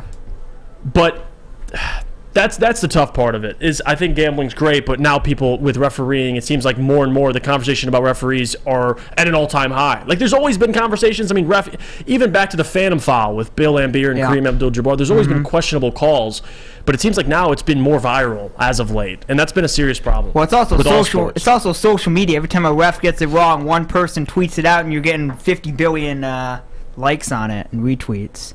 So that certainly doesn't Look, refereeing help. mistakes are part of the game. Honestly, it doesn't even upset me that much. I just think the product is it's getting worse, man. Yeah. I look at the NBA. When LeBron leaves, who's carrying the league, huh? Giannis? Luka? It won't be one. It'll be like all those people I'm carrying just the saying. league. It won't be one person. You know, because I lived in the 2000s where it was Kobe, Kevin Garnett, Shaq, Tim Duncan, LeBron James, I remember that era. Right. Yeah. Paul Pierce, Dwayne Wade, Ray Allen. A lot of really good players. It's all great. Disparity in the league to an extent. Mm-hmm. Maybe I'm biased because the Pistons were good, and that's probably why I associate it as good times. But like, what am I tuning in for? But who is captivating in the NBA right now? What's different is the players that are going to take that throne are mostly European, like Luka, Jokic, Embiid, Giannis. Like, think of Jason Tatum's probably the only pulverizing. That's where I'm getting at. I'm not talking about. They're all great players. You're talking about brand, They're special, man. total brand and everything. Who am I buying? Yeah, as a consumer. And baseball, Shohei Ohtani, the only one I'll maybe turn on the television for. Maybe. Right. And of course the Tigers because I'm biased. I mean, The Red Wings. Outside of the Wings, who would I tune into right now? Who could you sell me on? Edmonton. I would tune in if it wasn't a 10:30 Tampa. game. I would tune into an 8:30 Connor McDavid game. I was going to say it's Connor McDavid. Tampa. You can turn to Tampa. No, East Coast. What do you mean no? Who are you? It's an individual sport, man. It's about the players always. It's not just about the teams. Tampa's going to get like 130 points or whatever. Fish, you're missing the point, buddy. Shut the fuck up. Mute your mic. Get him off the screen, please. What? When we're talking if you want about to see selling, greatness, that's greatness. Fish, shut the hell up. We're talking I about tried, D-Mac. selling a product to the consumer. Connor McDavid? You could sell me on that. Shohei Ohtani? Okay, fine. Yeah. But not every night. I think Luka Dončić. Go to the NBA. Well, I know Luka's putting up 30, 10, and 10 every night. He's entertaining to watch. The regular season to me is a wash in the NBA. Yeah. I don't even pay attention until we get to the playoffs. Then I'll watch. And I'll watch in the playoffs. And that's been the case for quite some time now. Yeah, but even with LeBron, it's gotten a lot worse. Yes. Load management. That's stupid. That hasn't helped at all. Yeah. There's a decline, man. And until the MLS has a relegation system, which they will never have because it's a capitalist country, and there's no way we will do this. But they could still have a good product without they don't need promotion relegation to be a good product. They don't. They don't need the it to be a NBA good wasn't product. the NBA before Michael Jordan. The NBA wasn't the NBA before Larry Bird and Magic Johnson. You need players. And today's players to sell. in today's NBA, there's players. I think the league with talent is in great hands, but there isn't really a rivalry like we had. I mean, even the era where Gold State and the Cavaliers with LeBron were meeting in the finals every year, there really isn't right now a current rival. Like you have, I guess, Boston and the Warriors, but the Warriors are getting up there in age. Like I don't know how many years left they'll have to contend. So it's tough. I think the NBA will be fine. I don't think the regular season. We're talking about how meaningless it is. It's kind of been that. It's been that way. Let's talk to dipshits like the Dead Ice. All right, Adam out here like Giannis and Luka aren't that captivating. They're not that impressive. Like what? Yeah, I mean they're. Oh, they're definitely. No, both I'll of tell those you, things. our dipshit. 8:30 tonight. 8:30. Hypothetically. Yep. Okay. Bucks versus the Miami Heat.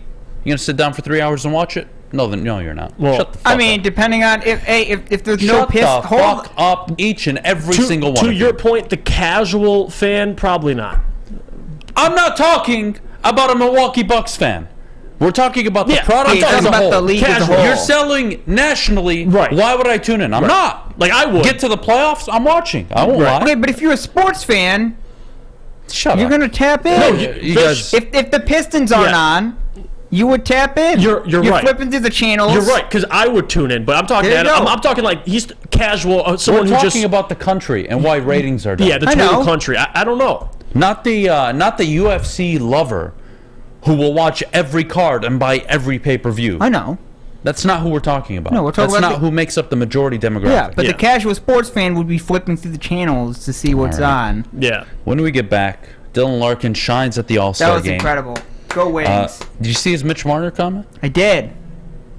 I did not. I did. I'll read it to you next. And I have a question for all of you this morning.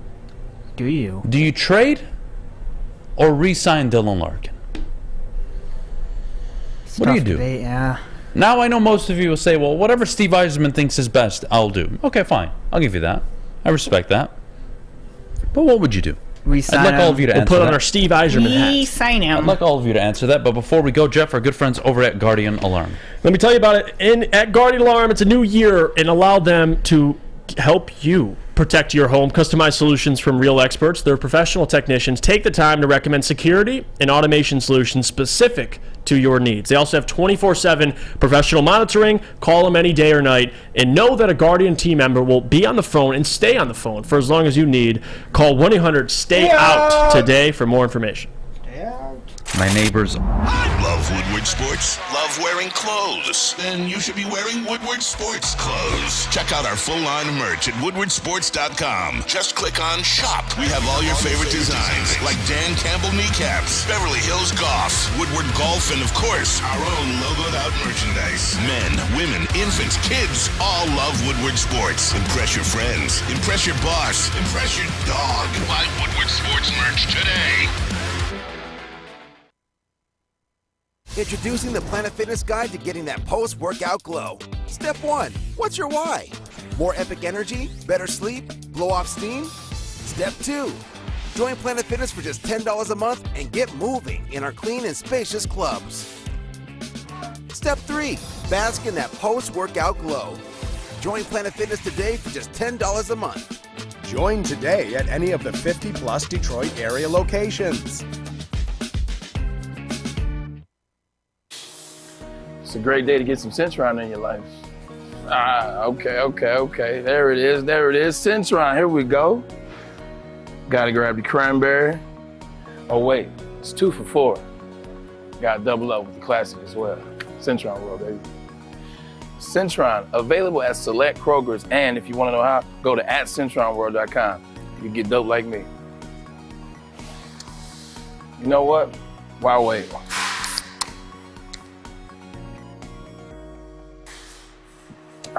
Great taste, guaranteed.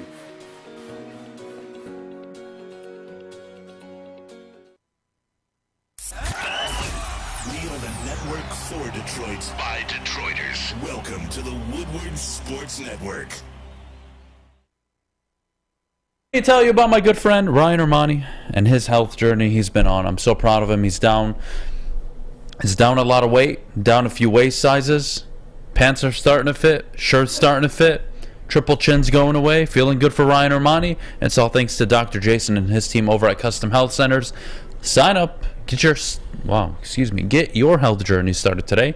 Give them a call, 844-789-8446. Jeff, Dylan Larkin shines at the All-Star game. Hat-trick boy. Makes a comment about Mitch Marner, just in general, saying, hey, you know what's nice to play with players like this, da-da-da-da-da. Detroit, what do you do? I'm not asking you to tell me whatever Steve Yzerman does, okay? That's not what I'm asking for this morning. I'm asking all of you to just answer a simple question. I can give you a definitive answer. I don't need a player you trade for. I don't need specifics. Trade or re-sign Dylan Larkin. That's all I want to know. Throw it in the poll. Throw it in the chat. I want to know, what do you do? Sign or trade Dylan Larkin? Resign. Fish, you say resign him? Yeah. Why?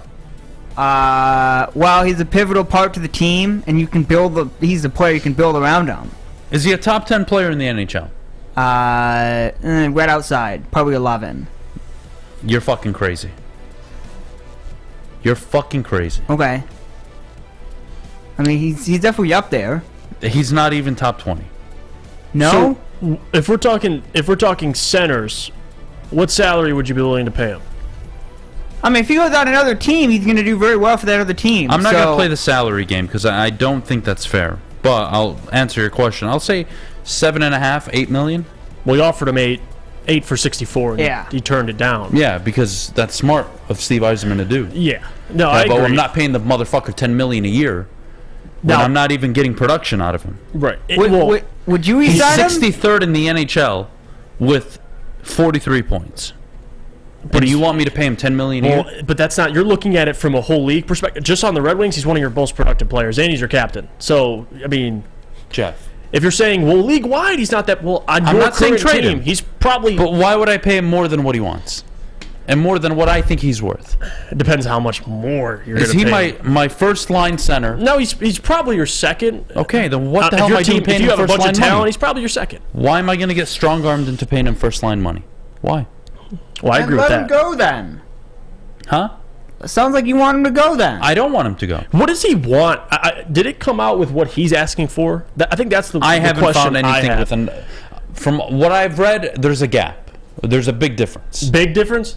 Big difference meaning $1.5 million, $2 million Okay, maybe. so he's but probably asking for closer to 10. probably getting near $10 million is what Yeah. he wants. I don't think Steve should give it to him.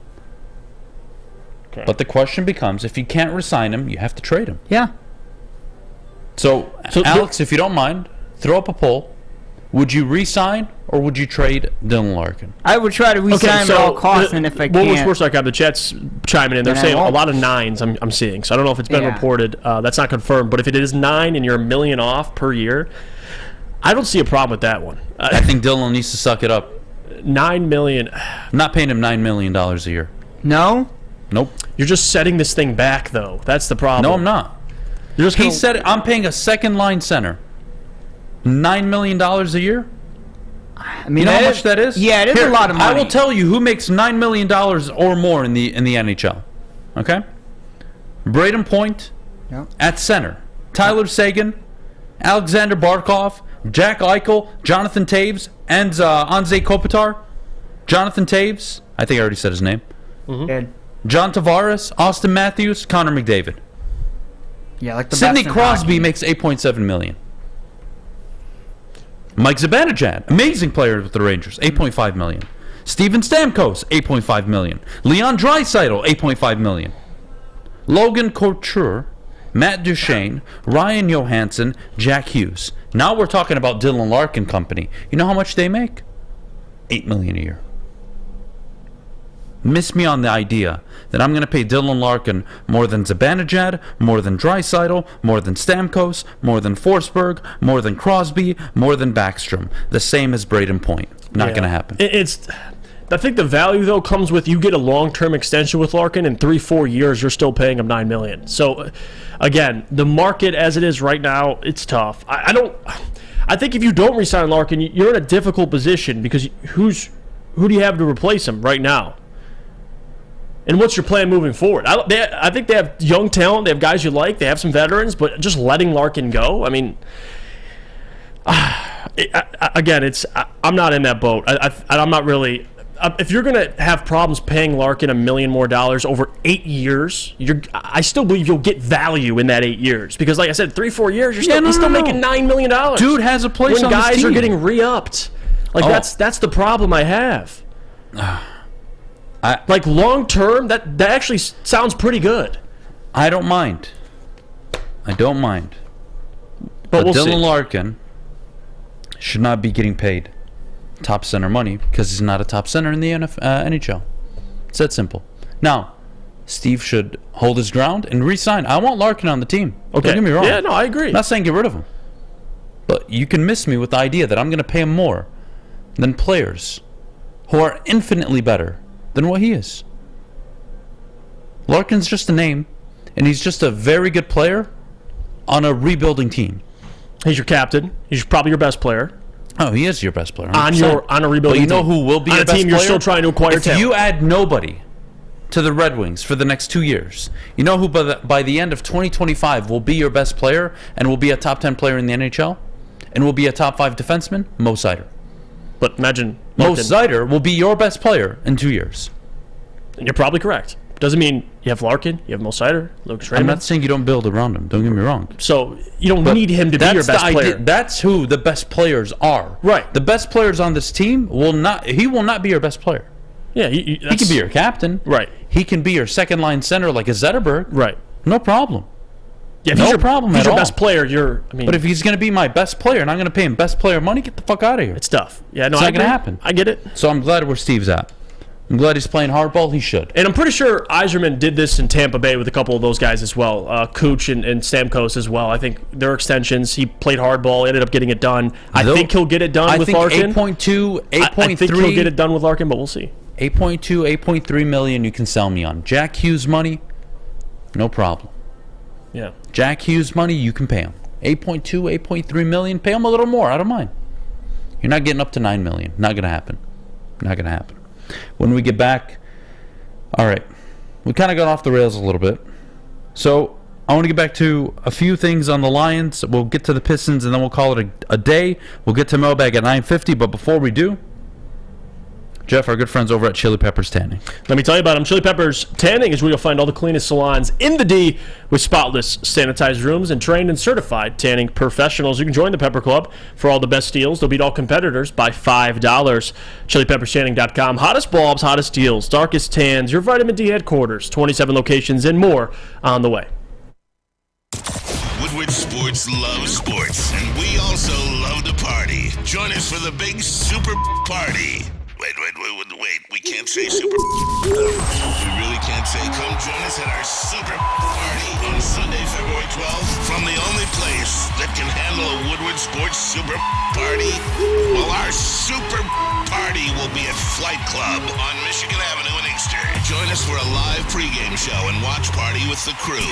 Enjoy a halftime buffet, DJs, the Woodward Sports family, and more entertainment. You don't want to miss the big game with Woodward Sports. Get there early. This event will reach capacity. Come celebrate the Lions season. Enjoy the final game of the year in style. See you Super Sunday at Flight Club. At least the party will be uncensored. And the Eagles are so much better than the Eagles. When it comes to making your haircut truly an experience, there's no better place than Lady Jane's Haircuts for Men. Come to any one of our 26 Metro Detroit locations for an award-winning haircut experience and qualify for a chance to win a down payment for your dream home up to $200,000. Our precision haircut and talented stylists will have you looking good, feeling good, and give you a chance to change your life forever. Lady Jane's Haircuts for Men, open 7 days a week. Walk in anytime. It's wicked awesome. The only sports network in Detroit that starts with a W. You know, because we win. Woodward Sports, Detroit's winning sports network. Let me tell you about our friends at Big Boy. It's wintertime, and if you're in Detroit, it's always better with comfort foods from Big Boy. Try the classic meatloaf or Cajun chicken Alfredo, but if you're there to get breakfast, they got the hookup as well. You can get the stuffed potato pancakes, the Lumberjack Santa Fe Garden, or Blockbuster. Stop by your local Big Boy today. All right, we're back here on the Morning Woodward Show, live, woodwardsports.com. Jeff, Aaron Rodgers, your boy. Yeah. My boy. Won the Pro-Am. Hold up. He did. Yeah. Huh, you say my boy? Yeah. I thought you guys went to Kalawaska together. No, we did not take ayahuasca together. Oh, ayahuasca. Sorry, blew that one. But you're right. We did not indulge in ayahuasca together. But he did. He played he was in the Pro-Am at Pebble Beach. He actually won it, by the way. He did. Pretty good golfer. And he carried the team, too. Did you hear his opponent had like one over the first par, time Aaron Rodgers has carried a team. Okay, no, I'm just joking. Moving on. He had some interesting comments. He was asked. Why are you looking at me like that, Adam? He was asked. I was just saying he carried the team. And he's actually pretty good at interactions with fans, I got to say, because someone in Aaron Rodgers' position where you're in the midst of being traded, and pretty much all these teams want you, and you're at a Pro-Am, people are going to heckle you and say, oh, this and that. I mean, you heard the comment, someone mentioned the San Francisco 49ers. He's like, I ain't going there. There's no way Packers are trading me in the NFC to go to the 49ers. And then you heard Raiders fans ask him, Devontae misses you. He's like, well, tell Devontae to buy me a house next door, with all that money he just got. Aaron Rodgers, and I'm going to keep heckling this or saying this. I'm not a big Aaron Rodgers fan, but if we're talking about the best fit, Adam, it has to be the New York Jets. Oh, okay, thank God. It has to be. And again, I'm not talking, can they win the Super Bowl? No, I don't think so. But if we're talking about fit, the last time Aaron Rodgers won a Super Bowl, had a top 5 defense. Aaron Rodgers is at a point in his career right now where, what you just said, Fish, he can't carry a team. That shouldn't be his job to carry a team. Go to a team that has a top 5 defense, has some talent on offense. You still have draft capital. They're going to have to fork up draft capital to get him.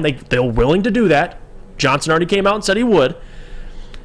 That's got to be the spot for him. And I think with Jordan Love now in the NFC North, man, I haven't seen much of him. But I think the Lions are going to be just fine. But the Jets have to make sense the most, right? Am I wrong on that? I think we both agree. Well, I don't know if he's not going to want to go there, is he? Why not? I mean, he Do did not trade him in the NFC. You go into a team that needs a quarterback. That specifically, Salah came out and said they want a veteran quarterback.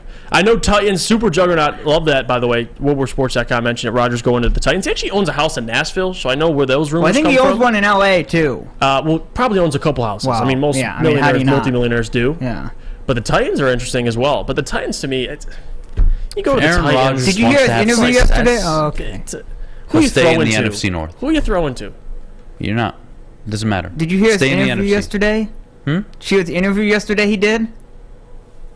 Enlighten me.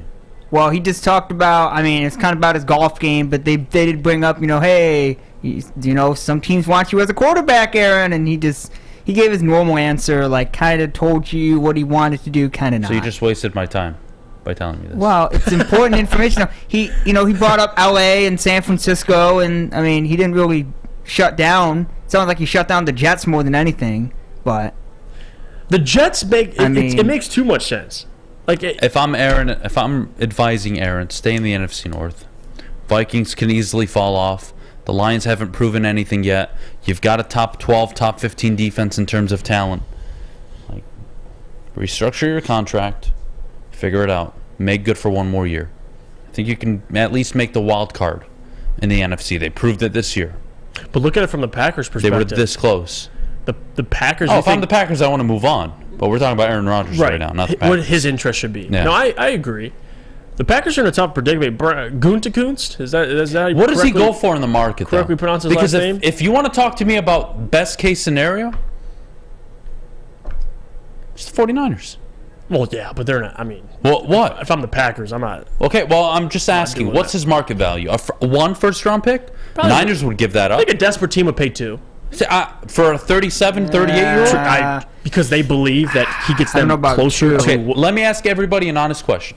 If Aaron Rodgers shows up to the Jets tomorrow, are you placing a bet on them winning the Super Bowl? No. A bet on them getting to the AFC title game? No. Maybe divisional. The Jets? Sometimes, guys, sometimes in life, we want something so bad that we try to take shortcuts. And we're willing to settle on things that are very important to success because we just want to feel something right now. I'm willing to give up my liver for one more shot of tequila. I'm an alcoholic. Well, I'm going to die. I'll give up my heart just for one more drink. What am I doing? Is that worth it long term? If you're the Jets, the one thing you have going is your draft picks. Figure out how to get better at the quarterback position through free agency, via trade for a younger quarterback like Jimmy Garoppolo or Derek Carr, or, I don't know, do what the other part of the league does, which the great teams do well, which is draft a quarterback and get it right. Hard concept, I know. It's very difficult. Fully aware of that. Figure it out. I mean, some of the Lions fans say it's pretty hard, so... Yeah, we'll see. When we get back, mailbag time. Get your questions ready in the chat. Jeff and I will answer them all coming up next. But before we do, Jeff, our good friends over at Swiss Insurance. Be sure to check with Swiss Insurance this week for your commercial insurance review. Swiss can help make sure you have the proper coverage. Swiss Insurance, give them a shot and you won't be disappointed. Mark at SwissINS.com. By now you know me, Christina Gennari, as the obvious choice in real estate. And you know my website, soldchristina.com, as your #1 resource for buying or selling your home. Myself, along with my amazing staff, pride ourselves on making your home buying and selling experience a relaxing and easy one. Come see why we are the obvious choice. Christina Gennari at soldchristina.com, the obvious choice in real estate. We don't like to brag that we are the toughest sports network in Detroit, but we do have a guy named Darren McCarty on our side. Lemieux and McCarty, who've had a good knockdown drag up. There they go, right on the whistle. Baby, talking to one another. Woodward Sports. All right, let me tell you about my friends over at Bedrock Detroit. They bring you the Monroe Street Midway, open all winter long. Shop, eat, and play. Winter bumper cars, indoor arcades, putt, you name it, they've got it. Family, friends, take them down, have a good time, and treat yourself over at the Monroe Street Midway. We are back here on the Morning Woodward Show, WoodwardSports.com. Jeff, difficult question here. Okay. If you're the... This is funny. If you're the 49ers, do you make a go at Aaron? No. Oh, okay. Because look at the 49ers' perspective. You got to an NFC Championship game with Brock Purdy. That's kind of good and bad at the same time. But with him getting paid, I believe, $900,000, I think his salary this season, that's the 49ers have proven they could win with a mid quarterback or a mediocre quarterback because of the talent they have. If you bring in Aaron Rodgers, who do you got to let go? You might need to take some of those pieces off your defensive line. You might need to take some pieces off that offense. So, to me, no. I think the 49ers and how they built that roster is smart. I think John Lynch has done a good job. Now, Trey Lance, is he a bust? I don't know. But Brock Purdy kind of saved the day a little bit. I think they can win with – they don't win because of their quarterback, but they can win with pretty much any quarterback. So, I wouldn't say so, no. They're going to eventually have to find that guy, but I don't think that guy is Aaron Rodgers, to be honest with you. I don't. For how much he's making, that's tough. To bring in $50 million, even if he renegotiates, and let's say he's making $40, I mean, like that's absurd. Jimmy G was making like what, 30, 20? He was 20 something, 27, 28, and that was still a little. I mean, oof. No, I'm passing if I'm the 49ers. Okay, fair enough. Fish, I have a question for you, buddy. We're gonna switch the game today. Okay. I have a question for you. I appreciate that. I want you to give me your best 45-second pitch. Oh boy. On why I should give my time and invest it into the MLS. Oh boy. Please. Okay. Entertain me. Well, okay. I guess I'll give you that. Well, one, it's an American product. Two, they do have good players. They have some foreign European players that are actually not washed up. Oh boy. Carlos Vela? Yep, Vela, whatever the hell his name is? Yep. Foreign? He is foreign, yeah. Has no business playing in the MLS because it's a shit league. And he's actually a pretty decent player who should be playing overseas somewhere. Yeah, well, he can't get overseas, so... Fish, if you're on Shark Tank right now, I'm hitting you with a no deal. It's fine. Keep going. I'm out. Do I get to see new teams every year playing in the league or no? New teams? Yeah. Does Detroit City FC ever have a chance of getting into the MLS unless they pay $500 million or whatever the number is? Not yet. They probably won't. That's unfortunate. I know, it is unfortunate. That's unfortunate. I mean... But you see, all the American sports leagues outside of MLS, they don't have promotion relegation. They're doing pretty good. Jesse Adams asked for all the players they have. Would you guys saying it's not a terrible league. It's not incredible. It's probably, let's say, it's top 30. Fish, I respect your passion. Top 25. I respect your passion. For those reasons, I'm out. It's fine. Fine. Did you watch the MLS? Did you watch the MLS final though? Because that was pretty epic. I will never watch it. I don't see the value in the money I'm putting in. I'm out. Mike G. That was a 4-3 great game. I don't know if this is true, but Mike G says that MLS, soccer is the fastest growing youth sport in America. Is that true? Oh yeah, it's been that way for a few years. I'll believe it. You know why? Because as a future parent, my kid is not playing football. That's not going to fucking happen. See what my kid's going to play? He's going to learn how to golf. Yep. He's going to learn how to play baseball. Yep. And he's going to play soccer probably. But most of them stop at age like 10, 11, 12. He has to learn how to play basketball. That's a must. Most of them stop at age 10, 11, 12 because either they lose interest or they find another sport to play like golf or basketball or maybe American football. But let me it just drops. Whatever. Let me read this question. Get a couple of these in. Jesse asked Mailbag, would you guys do this trade or not? Lions send the 18th pick plus one of the second-round picks plus next year's second round to the Saints for Lattimore and Demario Davis. The Saints are in cap hell. I don't think the Saints would just dump two players like Demario. Maybe they'd trade them individually. Would that be enough to get that deal done? A first and 2 seconds for those two players? Demario Davis and Marshawn Lattimore? It's a lot of money. Yeah, that is a lot of money. It's tough. It's a cap hit of $13 million. That's almost half of what you have available. Granted, you're going to make some moves. You'll free up some more money, but... Yeah. It's a good question, Jesse. Let me sit on it. I'll answer it tomorrow. Ask it again tomorrow. Let me do some research. NFC North will have all new QBs in 2024. That's actually not a crazy scenario. Yeah. I would, if I were to put money on it, I think that would open up as the favorite. Because, but Jared Goff is the killer in that scenario. Because his contract ends at the end of 2024. And I think Jordan Love So going into that season, he would be the quarterback by theory. And I think Jordan Love's probably going to get the start this season. Cousins gone, Rodgers gone, 100%. it's golf that you're going to have a tough time selling me on. Oh, that's a good point. That's a tricky one. Good question. Mailbag, is it time for George Blaha to retire? Listen, George Blaha... Why are we talking about George Blaha? What did he do? Well, George Blaha is a legend. All right? He's a legend. And anything you might watch, and he might repeat things a lot, but I've got a lot of respect for George. He makes the broadcast entertaining, and he's kind of gotten to the level where he can dictate what he wants to do with his future. He wants to retire. He will not be pushed out the door. I love this. 9 Drinks in the chat says Adam is in for a big surprise if he thinks he can choose his kids' decisions or sports. All right, let me walk you through something. I mean, all right? I'm going to walk you through my way of parenting, and if you want to call FEMA wherever the fuck you want, you fucking do so. Good fucking luck. You can have an influence. My kids are going to shut the fuck up. Wow. And they're going to learn how to fucking be good humans, all right? That's the first thing we're going to teach them, me. right? They're going to shut the fuck up. Number 2, we're not going to give them fucking screens and Google and access to all this fucking bullshit information. Good luck, though. All right? No, good luck. Watch. Bet, bitch. I watch my parents do it, all right? Okay. I'm going to figure it out. Number 2. They have more access than ever before. I know, that's a problem. Yeah, so that's good luck. So what we need to do as parents, all right, is you need to find a balance. You don't just take things away, all right? That's not how you do it. What you do is you find a balance, right? Because you want your kids to respect you. You want your kids to love you. You want your kids to be around you. You know what you got to do? Huh? You got to be there for them. You got to let them make mistakes. Huh? It's okay. Not the end of the world. You seem like you're ready to be a dad. I'm proud of you. I think I am, actually. I think I got this game solved. Having said that, I'm going to beat the fuck out of my kid. Oh, boy. All right. We gotta go. If he talks back to his mother. That's just going to happen, whether you like it or not. He's going to get an ass kicking. And if that's too... it's so mean, Adam. You can't do that in today's world. Okay, hold on. Don't tell me how to raise my kid. So you could do my that? kid talks back to my wife. All right, sweet. Calls her a bitch. Or says anything out of line. Ass whooping right away. Okay. No hesitation.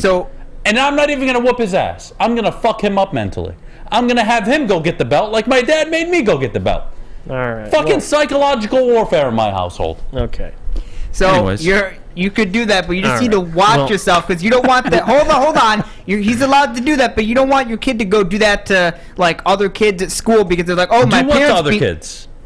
What? My kid gets bullied. I expect him to kick some ass. But you don't want him to get the teacher say, well, Mr. Beydoun, your son was very aggressive with Timothy today. Well, Mr. Morris, fucking Timothy's been bullying my kid for 6 months now. What'd you guys do about it? Oh, wait, nothing? He had it coming. My kid showed up with a 2x4 to school? That's a huge problem. I'm just saying. Not the 2x4. Yeah, but you don't want your kid to be a bad kid because you whoop his ass every couple weeks or whatever. I'm not going to whoop his ass every couple weeks. The point is... Okay, but you said it. The idea is more. The point is the lesson, buddy. My dad wasn't even much of a hitter. All right, when he hit you, you knew you fucked up. Yeah, it took a lot for my dad to beat our ass. Having said that, Jeff, countless times my dad would send us to the other room and ask us to go get the belt that he was gonna hit us with. The walk to and back. The walk of shame was the worst thing. It was worse than the beating if you got it. Yeah. He would get the belt. It's mental talk warfare. To you again. It's mental warfare. Scare the living daylights out of you and then let you walk away scot-free. Yeah. I'm just saying, there's a game. Yeah. And my kids aren't getting off scot-free. Fucking not letting it happen. happen. I know there's a game, but I just want you to be prepared. They're going to work. They're going to pay for their own fucking gas. Okay. They're going to learn how to be good fucking humans who don't rely on anybody. That's fair. All right? That's good. They're going to treat people with respect. They're going to respect their elders. All right? They're going to pay their taxes. They're going to figure out how to be good, decent human beings. That's good parenting. You just got to make sure they don't go overboard and start. They won't. Now, look. Am I telling you I'm going to breed the next Dahmer? I hope not. No. I don't know. Don't say That's that. unlucky, right? No, Imagine being the parent of a serial killer. It's kind of fucked up. It's not bad. Kind of. It is. We won't speak that into existence. Yeah, there's no kind of it is. Just don't give him your dictator take. Just no. That's like for teenagers, all right? Okay. But when they can get humor, all right? Yeah. You're talking to your son about Mussolini. Oh, God. I'm doing just fine. I was hit with a belt a few times. I got sent to my room. I got soap put in my mouth. Yeah, but then that's fine. But you learn not to do that outside of great question. The house. Zach asks, all that will change with a baby girl. Oh, true. Yeah, but we're expecting a boy. So so you're So I don't even have to say down the line. I already bought the belt. I already bought the belt. Okay, we gotta you go. fuckers. We gotta go. All right. And I'm gonna make sure I make the shelf a little higher than normal. just so he has to reach over to get the belt when I ask him to go get it. Jesus. Just to fuck with him even more. All right, we're out of here. Is your wife watching? She's probably scared as hell right now. I hope she's not watching. No, my wife was raised the same way I was. She's probably worried now. I grew up in a strong house.